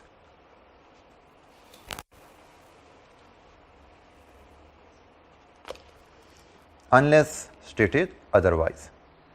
जैसे हमने कैपिटल एक्सपेंडिचर की बात की थी ना, कि कैपिटल एक्सपेंडिचर आप 0 में लेते हो अनलेस स्टेटेड अदरवाइज, इसी तरह अगर आपको किसी प्रोजेक्ट के लिए वर्किंग कैपिटल की इन्वेस्टमेंट नीड बताई गई है तो वो भी आप 0 में लोगे अनलेस स्टेटेड अदरवाइज। बात का तो कह देता जी कैपिटल एक्सपेंडिचर 0 में कर दो, लेकिन वर्किंग कैपिटल आपको साल बाद चाहिए होगा। तो नॉर्मली अगर हमें कैपिटल एक्सपेंडिचर इन्वेस्टमेंट बताई गई है, हमें वर्किंग कैपिटल इन्वेस्टमेंट बताई गई है, दोनों को हम 0 में एज आउटफ्लो शो करेंगे। Next, working capital investment generally constant नहीं रहती। वर्किंग कैपिटल इन्वेस्टमेंट का ताल्लुक बिजनेस वॉल्यूम या बिजनेस एक्टिविटी से होता है। लाइक वर्किंग कैपिटल इन्वेस्टमेंट क्या है? Investment in net investment in current assets. तो net investment in current asset like stock, net investment in current asset like debtors, ये दोनों चीजें और भी बड़ी आइटम्स हैं, लेकिन मैं अगर इन दोनों की बात करूं तो हम आसानी से समझ सकते हैं कि higher the sales higher the debtors, higher the sales increase production leading to higher inventory level. तो हम कहते हैं जी हमारी net investment in current assets का ताल्लुक बिजनेस एक्टिविटी लेवल या वॉल्यूम के साथ होता है, वो कांस्टेंट रेयरली रहता है। तो इन most of the cases in real life will see it fluctuating. तो जनाब हमें क्वेश्चन में भी इस तरह की इंफॉर्मेशन दी जाती है कि हमारी वर्किंग कैपिटल रिक्वायरमेंट में किस अंदाज में फ्लक्चुएशन एक्सपेक्टेड है। कि भाई शुरू करोगे तो इन्वेस्टमेंट 100 रुपए की चाहिए, वी मे बी टोल्ड कि साल बाद ये इन्वेस्टमेंट बढ़ानी पड़ेगी, 120 पे ले जानी पड़ेगी। So the guideline is increases in working capital requirement is shown, increases, जो इजाफा आएगा, इजाफा will be shown as outflow in the relevant year. And we may be told कि भी प्रोजेक्ट के चौथे साल में जाके हमारा बिजनेस की एक्टिविटी डाउन हो जाएगी, we can bring down our investment level to 80। तो 100 से 120 पे लेके गए थे, आगे चल के 120 से अब 80 पे ला रहे हैं। तो अगर वर्किंग कैपिटल रिक्वायरमेंट में कमी होती है तो जो रिडक्शन आती है that is shown, reduction in working capital is shown as inflow. In the relevant year. So working capital requirement कभी कांस्टेंट नहीं रहती। अगर रिक्वायरमेंट है किसी प्रोजेक्ट के लिए वर्किंग कैपिटल की, तो initially it will be shown as outflow. Later on अगर चल के उसमें कुछ फ्लक्चुएशन आ रही है तो इजाफा additional requirement will be shown as outflow in the relevant year. अगर कभी आगे चल के वर्किंग कैपिटल इन्वेस्टमेंट में कमी होती है तो reduction will be shown as inflow in the relevant year. And the last point to remember कि जब कारोबार खत्म हो जाता है, जब आपने कैपिटल एसेट बेच दिया, अभी तक हमने जितनी एग्जांपल देख रहे थे जी मशीन खरीदोगे 5 साल लाइफ होगी, 5 साल बाद बिक जाती है, रेजिडुअल वैल्यू आ गई। रेजिडुअल वैल्यू का मतलब क्या है? कैपिटल का एसेट बेच दिया, प्रोजेक्ट क्लोज कर दिया। तो जब आपने कैपिटल एसेट भी बेच दिया तो नेट वर्किंग कैपिटल इन्वेस्टमेंट को आपने क्या करना है, net investment in current asset को क्या करना है, वो भी डिस्पोज ऑफ कर देते हो और उसको इनफ्लो शो कर देते हो। कारोबार खत्म हो गया, 80 रुपए रह गए थे वर्किंग कैपिटल में, 80 का 80 इनफ्लो ले लो। ठीक है। सो वर्किंग कैपिटल का रूल यही रहता है कि total outflows over life of project should match with total inflows, कि जितना पैसा लगाया वो प्रोजेक्ट एंड पे सारा रिकवर करना होता है। इनिशियल इन्वेस्टमेंट है, लेटर ऑन एडिशनल इन्वेस्टमेंट की रिक्वायरमेंट हो सकती है, लेटर ऑन कुछ रिकवरी हो सकती है, बट जब प्रोजेक्ट खत्म हो जाएगा तो रिमेनिंग भी रिकवर कर लेना है। और ये जो जुमला है आखिर में, आपको एग्जामिनर इसके बारे में भी इंडिकेशन देगा, क्लियर बताएगा, बल्कि इसके बारे में भी क्लियर बताएगा या इंडिकेशन देगा, इसके बारे में भी क्लियर बताएगा या इंडिकेशन देगा, लेकिन इसके बारे में एग्जामिनर कुछ नहीं बताता। दिस इज अंडरस्टूड कि ये होना है, अगेन अनलेस स्टेटेड अदरवाइज। बाद का एग्जामिनर ये लिख देता है कि भाई आपका प्रोजेक्ट तो 4 साल बाद खत्म होगा, लेकिन वो चलता हुआ कारोबार आप किसी और के हवाले कर दोगे। ठीक है। तो no recovery of working capital अगर कारोबार चलता हुआ किसी के हवाले आपने कर दिया है, तो रिकवरी तो तभी होगा ना जब कारोबार बंद होगा। तो अगर क्वेश्चन इसके बारे में साइलेंट है तो हमने रिकवरी करनी है, लेकिन अगर क्वेश्चन कह दे, अदरवाइज इंडिकेट कर दे कि नहीं भी कारोबार बंद नहीं हो रहा, तो इसका मतलब रिकवरी भी नहीं लेनी। ठीक है। तो जनाब मेनली ज्यादातर क्वेश्चन में हमारा ये 4 पॉइंट्स ही एप्लीकेबल रहते हैं, लेकिन एक्सेप्शन आ सकती है 5वें पॉइंट की भी। जी कोई सवाल?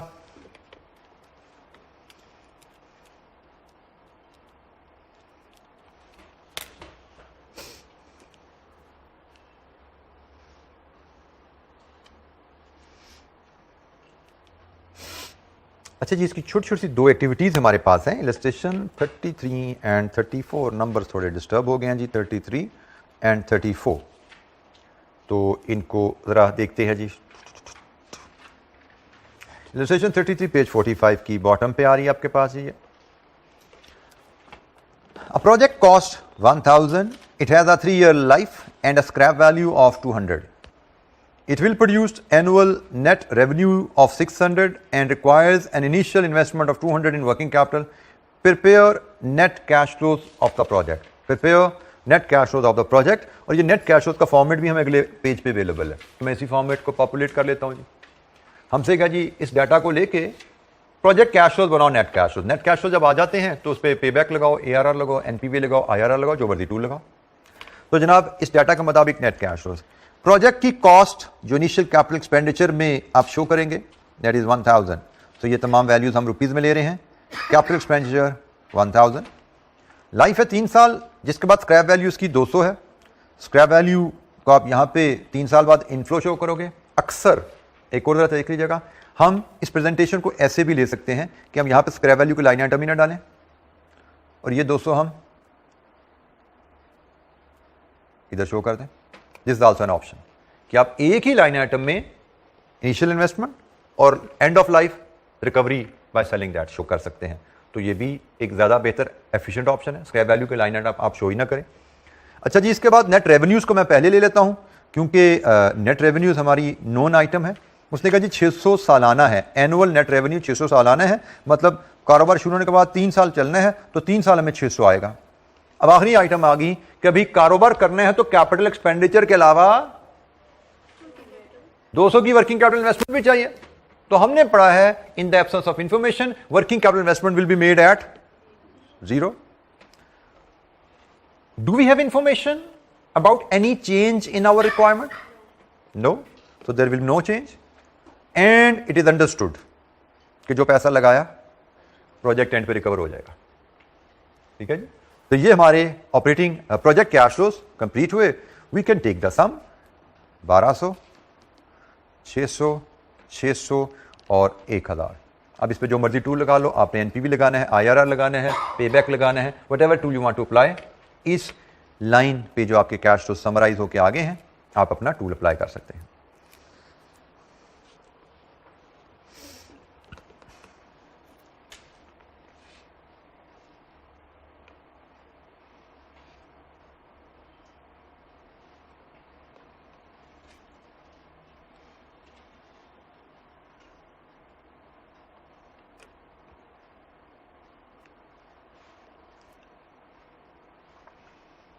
जी कोई सवाल?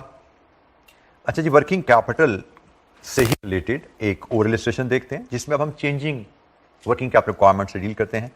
इलस्ट्रेशन 34 है जी हमारे पास नेक्स्ट पेज पे, इसी पेज पे जी, पेज 46 पे। इलस्ट्रेशन 34 में भी रिक्वायरमेंट तो वही है, prepare net cash flows of the project. A project cost 1000 and has a scrap value of 200 at the end of 3 year life. The annual net revenues are as follows. ये 1 300, ये 2 500, ये 3 400। ये जी नेट रेवेन्यूज हैं। At the start of each year the project will require working capital equal to 20% of that year's net revenue. हर साल के शुरू में उस साल के नेट रेवेन्यू के 20% के बराबर वर्किंग कैपिटल चाहिए, और जब नेट रेवेन्यू बदलेगा तो वर्किंग कैपिटल बदलेगा, चेंजिंग वर्किंग कैपिटल आ जाएगा केस हमारा। तो जनाब इसके मुताबिक अगेन टेबल हमें नीचे दिया गया है, उसको पॉपुलेट करते हैं। तो जो तो चीज़ें सिंपल हैं, जैसे सबसे पहले इनिशियल इन्वेस्टमेंट रुपीज़ में वैल्यूज़ हैं, पहले इसको इनकॉर्पोरेट करें। इनिशियल इन्वेस्टमेंट 1000 है, और जैसे मैंने कहा स्क्रैप वैल्यू अलहदा लाइन आइटम की जगह मैं इसी के एंड पे 3 साल बाद 200 की रिकवरी शो कर देता हूँ। वर्किंग कैपिटल रिक्वायरमेंट पे हमें काम करना है, उसको हम होल्ड करते हैं। नेट रेवेन्यूज सिंपल है, स्ट्रेट फॉरवर्ड है, उसको हम पहले फीड कर देते हैं। पहले साल के 300, दूसरे साल का 500, तीसरे साल का 400। अब सिर्फ नेट ऑपरेटिंग कैश फ्लोज की वर्किंग रह गई है, जो कि हम सीख रहे हैं इस एक्टिविटी के थ्रू। हमें कहा गया है हर साल के शुरू में उस साल के नेट रेवेन्यू के 20% के बराबर इन्वेस्टमेंट चाहिए, मतलब अज्यूम करो स्टॉक चाहिए। पहले साल के शुरू से क्या मुराद है? एज पर डीसीएफ अजम्पशन 0। पहले साल का शुरू का मतलब एंड ऑफ प्रीवियस ईयर। इस केस में प्रीवियस ईयर तो नहीं है, but start of the year is 0। पहले साल का शुरू 0 है, 0 is the start of first year. तो 0 में आपको चाहिए उस साल का रेवेन्यू क्या है? 20% के बराबर investment in net investment in current asset. तो हम कहते हैं जी, हम एक वर्किंग बनाते हैं। हमने कहा जी हमें 0 में चाहिए पहले साल के रेवेन्यू के 20% के बराबर कैपिटल 60। फिर हमें पहले साल का रेवेन्यू हमने कवर कर लिया। दूसरे साल के रेवेन्यू दूसरे साल के शुरू से मुराद 1, हमें 1 में चाहिए दूसरे साल के रेवेन्यू का 20%, 100। तीसरे साल के शुरू में मतलब 2 में हमें तीसरे साल के रेवेन्यू का चाहिए 20%, ये बना 80। और हमें याद रखना है कि भाई जब प्रोजेक्ट खत्म हो जाता है तो हमने क्या सीखा है? जो कुछ इन्वेस्टमेंट हुई है वो सब कर लेनी है रिकवर। मतलब कारोबार में कुछ नहीं छोड़ना, कारोबार में वर्किंग कैपिटल इन्वेस्टमेंट 0 कर देनी है। ये है जी वर्किंग कैपिटल रिक्वायरमेंट। कारोबार शुरू करो, 60 रुपए का स्टॉक पड़ा होना चाहिए। साल गुजरेगा उसको 100 पे ले जाना, एक और साल गुजरेगा उसको 80 पे ले जाना, कारोबार खत्म हो गया 0। अब ये रिक्वायरमेंट मीट करने के लिए कैश फ्लो, कारोबार शुरू हुआ, शुरू तो स्क्रैच से हो रहा है ना, तो स्क्रैच से 60 पे जाने हैं, 60 का आउटफ्लो। एक साल गुजरा, ऑलरेडी 60 का माल शेल्फ में पड़ा हुआ है, 100 पे ले जाना है, 40 का और डाल दो, 40 का और डाल दिया। अब आपका शेल्फ में 100 रुपए का माल पड़ा हुआ है, आपको 80 का चाहिए, 20 का बेच के पैसा रिकवर कर लो, इनफ्लो। अब कारोबार खत्म हो गया, आपको कुछ नहीं चाहिए, जितना बाकी बचा है वो भी रिकवर कर लो। तो ये है जी आपके वर्किंग कैपिटल कैश फ्लोस। ये आपकी वर्किंग कैपिटल रिक्वायरमेंट है as per the project projections. आपको ये है रिक्वायरमेंट, इस रिक्वायरमेंट को मीट करने के लिए ये आपके कैश फ्लोज हैं। इन कैश फ्लोज को अब आप रिकॉर्ड कर लेंगे। 0 में आप 60 का आउटफ्लो, 1 में आपका 40 का आउटफ्लो, 2 में आपका 20 का इनफ्लो और 3 में आपका 80 का इनफ्लो। ये जी प्रोजेक्ट कैश फ्लोज कंप्लीट हो गए हैं। अब आप सम ले सकते हैं। 1060 आउटफ्लो, 260 इनफ्लो, 520 इनफ्लो, 680 इनफ्लो। लीजिए जी, ये हैं कैश फ्लोज जिन पे आप जो भी इन्वेस्टमेंट अप्रेजल का टूल लगाना चाहें लगा सकते हैं।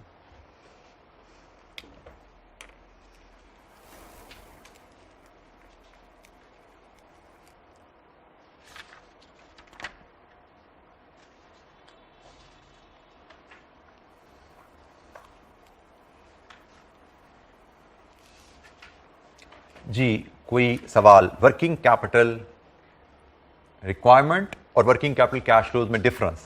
Requirement mean total investment required business में क्या है। कैश फ्लोज मीन उस रिक्वायरमेंट को मीट करने के लिए when and how much cash flow will arise, inflow outflow. जी, कोई सवाल? आगे हम क्वेश्चंस करेंगे पास पेपर्स के, उनमें ये वर्किंग्स हमारी बार बार रिपीट होती रहेंगी, टेस्ट होती रहेंगी इंशाअल्लाह। बेटा हमारी इन्वेस्टमेंट थी 100 की, वो रिड्यूस हो गई ना, इन्वेस्टमेंट 80 पे आ गए। तो 100 से 80 पे आए तो 20 का इनफ्लो ले लिया। हम 60 से 80 पे गए थे तो 40 का आउटफ्लो देना पड़ा, हमें इन्वेस्टमेंट करनी पड़ी थी। अब 100 से 80 पे हमारी इन्वेस्टमेंट आ रही है तो रिकवरी हो रही है। फाइनली 80 से 0 है तो बैलेंस 80 भी रिकवर हो गया। जी, कोई और सवाल?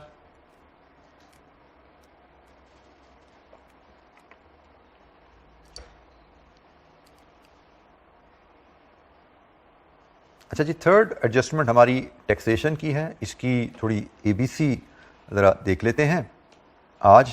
बाकी मज़ीद इस पर एक्टिविटी चलती रहेगी कल, और कल फिर हम मंडे को हम एबीसीज देखते हैं। अभी मंडे को फिर इस पर दोबारा मज़ीद काम होगा, और उसके बाद हम मंडे को कुछ pass paper level question, basic level pass paper question करेंगे। जितनी हमारी यहाँ पे लर्निंग यहाँ तक हो चुकी है, उस लर्निंग को लेके हम पास पेपर क्वेश्चंस कुछ देखेंगे। दो हमारे पास आप कह सकते हैं कंप्रीहेंसिव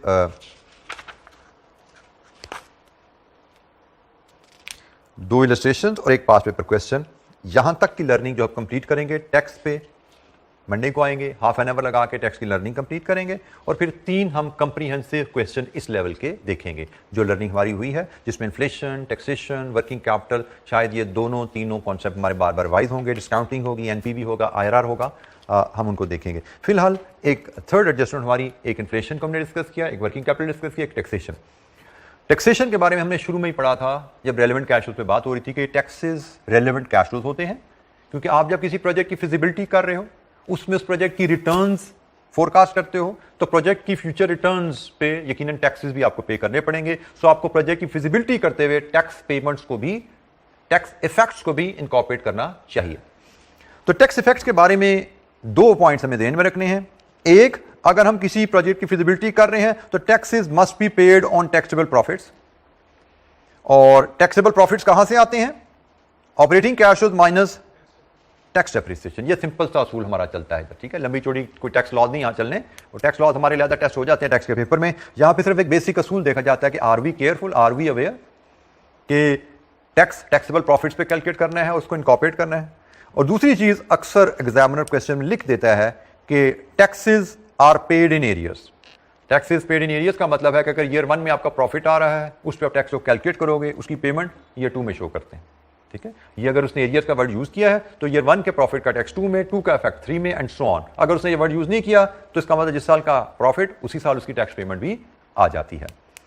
तो एक बेसिक सी इलस्ट्रेशन है, इलस्ट्रेशन 35 इस सिनेरियो पे, पेज नंबर 46 की बॉटम पे आ रही है इलस्ट्रेशन 35।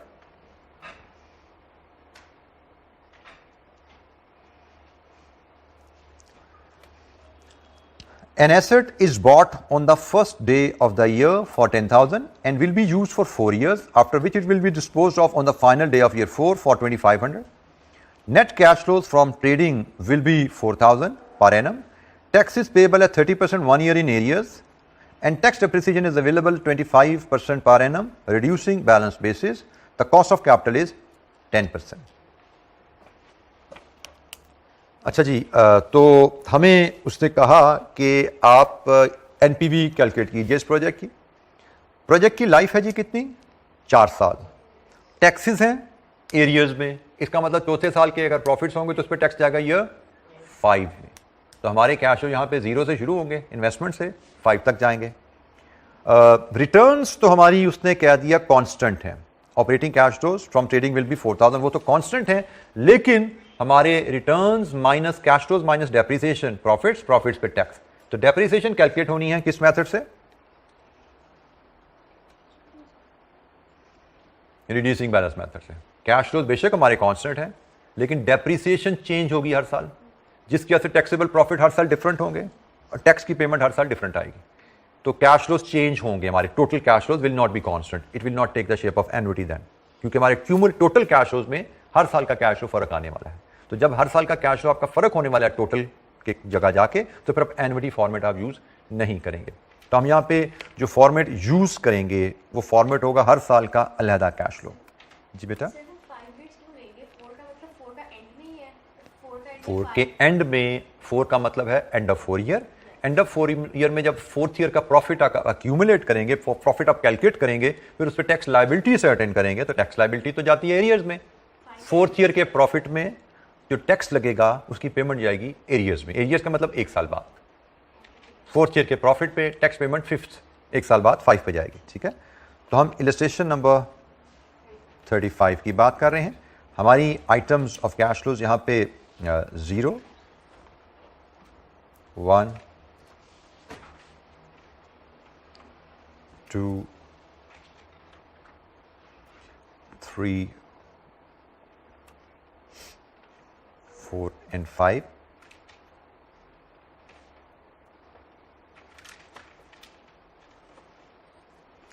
रुपीज में वैल्यूज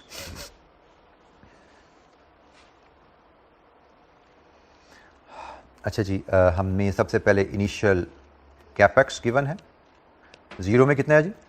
10,000। फिर हमें इसकी रेजिडुअल वैल्यू भी गिवन है 4 साल बाद 2500, इसी रो में डाल दिया। फिर हमें नेट ट्रेडिंग कैश फ्लोज कह लीजिए, इसने ट्रेडिंग कैश फ्लो की टर्म यूज़ किया, शायद trading cash flow operating cash flow एक ही बात है। नेट ट्रेडिंग कैश फ्लोज 4 साल इक्वल है 4000। इसके बाद हमें बताया गया है कंपनी इज लायबल टू पे टैक्सेस, तो हमें टैक्स की कैलकुलेशन भी करनी पड़ेगी। ठीक है, और उसके लिए हम बनाएंगे वर्किंग वन।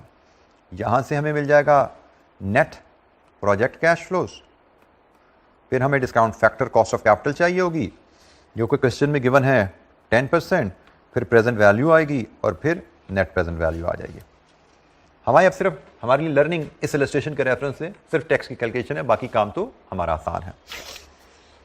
अच्छा जी, ये वर्किंग हम कोशिश करेंगे इसी अंदाज में आगे चलती रहे। हमारा फॉर्मेट लगभग जितना मर्जी कॉम्प्लेक्स सवाल आ जाएगा, इसी बेसिक फॉर्मेट को ही हम आप कह लें कि थोड़ा सा फ्लेक्स करके मैनेज करेंगे, कि बहुत ज़्यादा ऑलटुगेदर चेंजेस नहीं लाएंगे। मैं एक चीज़ यहाँ पे आपको नोट करवा दूँ कि एग्जामिनर के जो पास ICAP के जो पास पेपर क्वेश्चन हमें अवेलेबल होते हैं, उनके फॉर्मेट में कंसिस्टेंसी हमें नज़र नहीं आती। उसकी वजह है बड़ी ऑब्वियस कि हमारा एग्जामिनर कंसिस्टेंटली एक नहीं रहता। हर 2-3 साल बाद ICAP का एग्जामिनर बदलता है और हर इंडिविजुअल अपनी सूटेबिलिटी के हिसाब से फॉर्मेट फॉलो करता है। ठीक है, तो आप जब ICAP के सॉल्यूशंस का ऑडिट करते हैं तो आप एट टाइम डिफरेंट फॉर्मेट को डिफरेंट सॉल्यूशन समझना शुरू कर देते हैं, डिफरेंट प्रेजेंटेशन को डिफरेंट मेथड समझना शुरू कर देते हैं। तो ऐसा नहीं होता। आपको मैं क्लास में कोशिश कम से कम यही करता हूं कि एक फॉर्मेट जो हम सीखें उसी पे बिल्ड करते करते आगे चलते जाएं। एग्जामिनर ने जो मजीद फॉर्मेट लगाया हुआ है, हम कोशिश करते हैं एक बेसिक फॉर्मेट जो सीखा है उसी को बिल्ड करें, उसी के इर्द गिर्द रहें। तो आपको भी यही हैबिट अपनानी है कि एग्जामिनर के सॉल्यूशन के ऑडिट में नहीं पढ़ना, वहां पे आपको अक्सर कंफ्यूजन और डिफिकल्टीज पैदा होनी शुरू हो जाती हैं। तो जब हमारी वर्किंग वन का फॉर्मेट एक स्टैंडर्ड सा रहा करेगा, वो फॉर्मेट रहा करेगा, हम नेट ऑपरेटिंग या इस केस में ट्रेडिंग का वर्ड है, चले मैं भी ट्रेडिंग का वर्ड यूज कर लेता हूं, net trading cash flows less tax depreciation, यहां से टैक्सेबल प्रॉफिट और फिर इस पे टैक्स। क्या रेट है टैक्स का? 30%। 4 साल हमारा कारोबार चल रहे हैं तो 4 कॉलम बना लीजिए जी इस डाटा के लिए। 4 साल कारोबार चल रहे हैं तो 4 सालों के प्रॉफिट और उन पे 4 सालों का टैक्स कैलकुलेट कर लीजिए। सालाना हमारा टैक्स कितना बनेगा?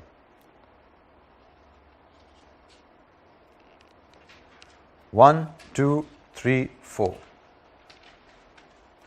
नेट ट्रेडिंग कैश फ्लोज हमें गिवन है जी 4000 एवरी ईयर।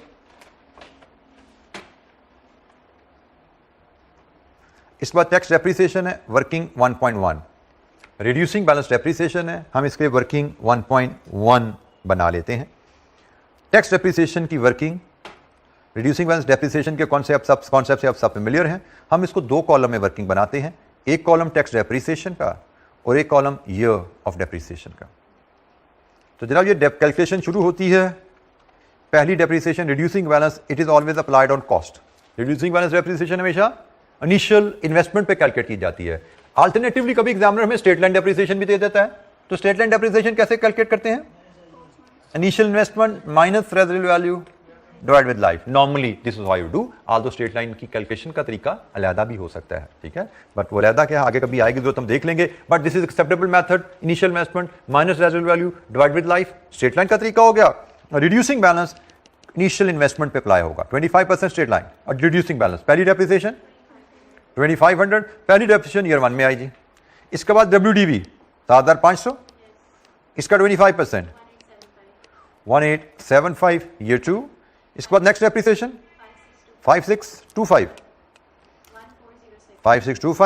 का 25% 1406 ईयर 3 हो गया। आखिरी आया ईयर 4। अब यहां पे जरा ब्रेक लगाइए, year 4 is the year of disposal. ऐसा ही है जी। ईयर ऑफ डिस्पोजल में आप जिस वर्किंग से यूज टू हो, जो अक्सर हमें एग्जामिनर भी शो कराता है, अकाउंटिंग में भी आप ऐसा ही करते हो, हमें एग्जामिनर आईकैप का भी कभी वर्किंग ऐसे प्रेजेंट कर देता है। वो वर्किंग होती है कि ईयर 4 में डेप्रिसिएशन कैलकुलेट करो, फिर एसेट डिस्पोजल पे गेन और लॉस भी निकलता है। एसेट डिस्पोज ऑफ हो गया ना ईयर 4 पे, कितना का डिस्पोज ऑफ हुआ? 2500 का, तो गेन और लॉस भी निकलता है। तो ईयर ऑफ डिस्पोजल में बेसिकली जैसे आईकैप एग्जामिनर शो कराता है, अक्सर जैसे आपने अकाउंटिंग में पढ़ा हुआ है, दो कॉस्ट निकलती हैं, एक डेप्रिसिएशन आखिरी साल की और एक प्रॉब्ली लॉस ऑन डिस्पोजल। लेकिन हम थोड़ा सा यहां पे एफिशिएंट काम करते हैं। ये एफिशिएंसी हम क्या लाते हैं, कैसे लाते हैं? हम आखिरी साल की डेप्रिसिएशन से पहले एक फिगर कैलकुलेट यहां पे करते हैं, total allowable depreciation over the life है क्या, जिसको आप डेप्रिशिएबल अमाउंट भी कहते हो। क्या होती है depreciable amount? Initial investment minus residual value, this is total allowable depreciation over the life. तो जनाब पहले आप यहां पे टोटल एक ले आओ, क्या है? 7500। जब आप ये टोटल ले आते हो तो फिर आखिरी साल डेप्रिसिएशन कैलकुलेट ना करो, आखिरी साल आप एक वैल्यू कैलकुलेट करो जिसको आप बैलेंसिंग डेप्रिसिएशन कह सकते हो। फिलहाल इसको मैं बैलेंसिंग डेप्रिसिएशन कहता हूं। कितनी आ रही है? 1719। और फिर इसके साथ एक मैं नोट डालता हूं, वो नोट है इसकी एक्सप्लेनेशन का कि ये हम जो बैलेंसिंग डेप्रिसिएशन यहां पे कैलकुलेट कर रहे हैं, it includes exactly loss on disposal of asset. तो हमें एक अलग से वर्किंग नहीं बनानी पड़ी। अक्सर आईकैप सॉल्यूशन में ये वैल्यू दो टुकड़ों में बताई जाती है, डेप्रिसिएशन ज़्यादा कैलकुलेट की जाती है, लॉस के ज़्यादा जमा तफरीक निकाला जाता है। तो उसकी हमें ज़रूरत नहीं है, हम इस तरीके से अपनी वर्किंग को एफिशिएंट बना सकते हैं, ठीक है। तो ये जनाब बैलेंसिंग डेप्रिसिएशन यहाँ पे ले ली, तो ये जनाब हमारा लॉस ऑन डिस्पोजल की वर्किंग की हमें ज़रूरत नहीं पड़ी।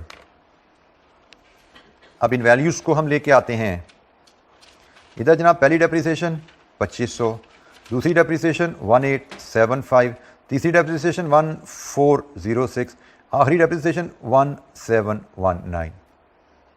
टैक्सेबल प्रॉफिट्स पहले साल 1500, दूसरे साल 2125, तीसरे साल 2594, आखिरी साल 2281।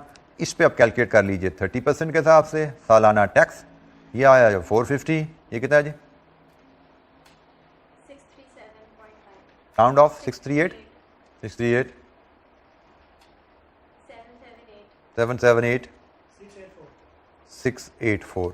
लीजिए जी, ये हमारे पास 4 साल कारोबार चलना है। 4 साल कारोबार का सालाना टैक्स आ गया। अब ये टैक्स हमने पे करना है जब ऊपर वर्किंग में जाके, तो payment will be in arrears. Payment will be in arrears. तो जनाब इनको एरियर में हम पोस्ट कर देते हैं। पहले साल के प्रॉफिट का टैक्स दूसरे साल 450, पेमेंट शो करनी है, आउटफ्लो है 638, 778 एंड 684। लीजिए जी, अब आगे की वर्किंग कोई इशू नहीं है, you can complete now. Total लेना है, 10% डिस्काउंट करना है, प्रेजेंट वैल्यू एंड एनपीवी। जी, अगर टैक्स डेप्रिसिएशन और अकाउंटिंग डेप्रिसिएशन दोनों गिवन हो, tax depreciation will be used क्योंकि हम टैक्सेबल प्रॉफिट्स निकालना चाह रहे हैं। टैक्सेबल प्रॉफिट्स पे हमने टैक्स पेमेंट कैलकुलेट करनी है, otherwise we have nothing to do with the depreciation because depreciation is a non cash item. हमें सिर्फ टैक्सेबल डेप्रिसिएशन से गर्ज है क्योंकि उसको यूज करके हम टैक्स कैश फ्लो इंपैक्ट देख पा रहे हैं। डेप्रिसिएशन का इम्पैक्ट लेना है थ्रू टैक्सेशन। जी, हमें क्वेश्चन ऐसे आएंगे जिनमें अकाउंटिंग डेप्रिसिएशन, टैक्स डेप्रिसिएशन दोनों दी जाएगी। जी, एनी क्वेश्चन, कोई और सवाल? अच्छा जी, आज की डिस्कशन हम यहीं पे होल्ड करते हैं। बाकी आगे टैक्सेशन की मजीद कुछ डिस्कशन हम करेंगे, कुछ एडिशनल पॉइंट्स भी इस पे हम बात करेंगे, और फिर जैसे मैंने कहा नेक्स्ट लेक्चर में हम कुछ 3 कंप्रीहेंसिव क्वेश्चन हमारे पास हैं, 2 इलस्ट्रेशंस हैं जो मैंने किसी और बॉडी के क्वेश्चन से उठाई हुई हैं, ACCA बॉडी क्वेश्चन से उठाई हुई हैं, और एक ICAP का भी पास पेपर क्वेश्चन है। लगभग अब तक जो लर्निंग है उन्हीं के लेवल को लेकर क्वेश्चन है जी। Before we move to the next tools, next advance discussion, हम इसको क्लोज करेंगे कंप्रीहेंसिव क्वेश्चन के साथ जहाँ तक की लर्निंग हो। तो आज के लिए इतना ही जी, बाकी नेक्स्ट वीक इंशाअल्लाह मुलाकात होगी। अस्सलाम वालेकुम।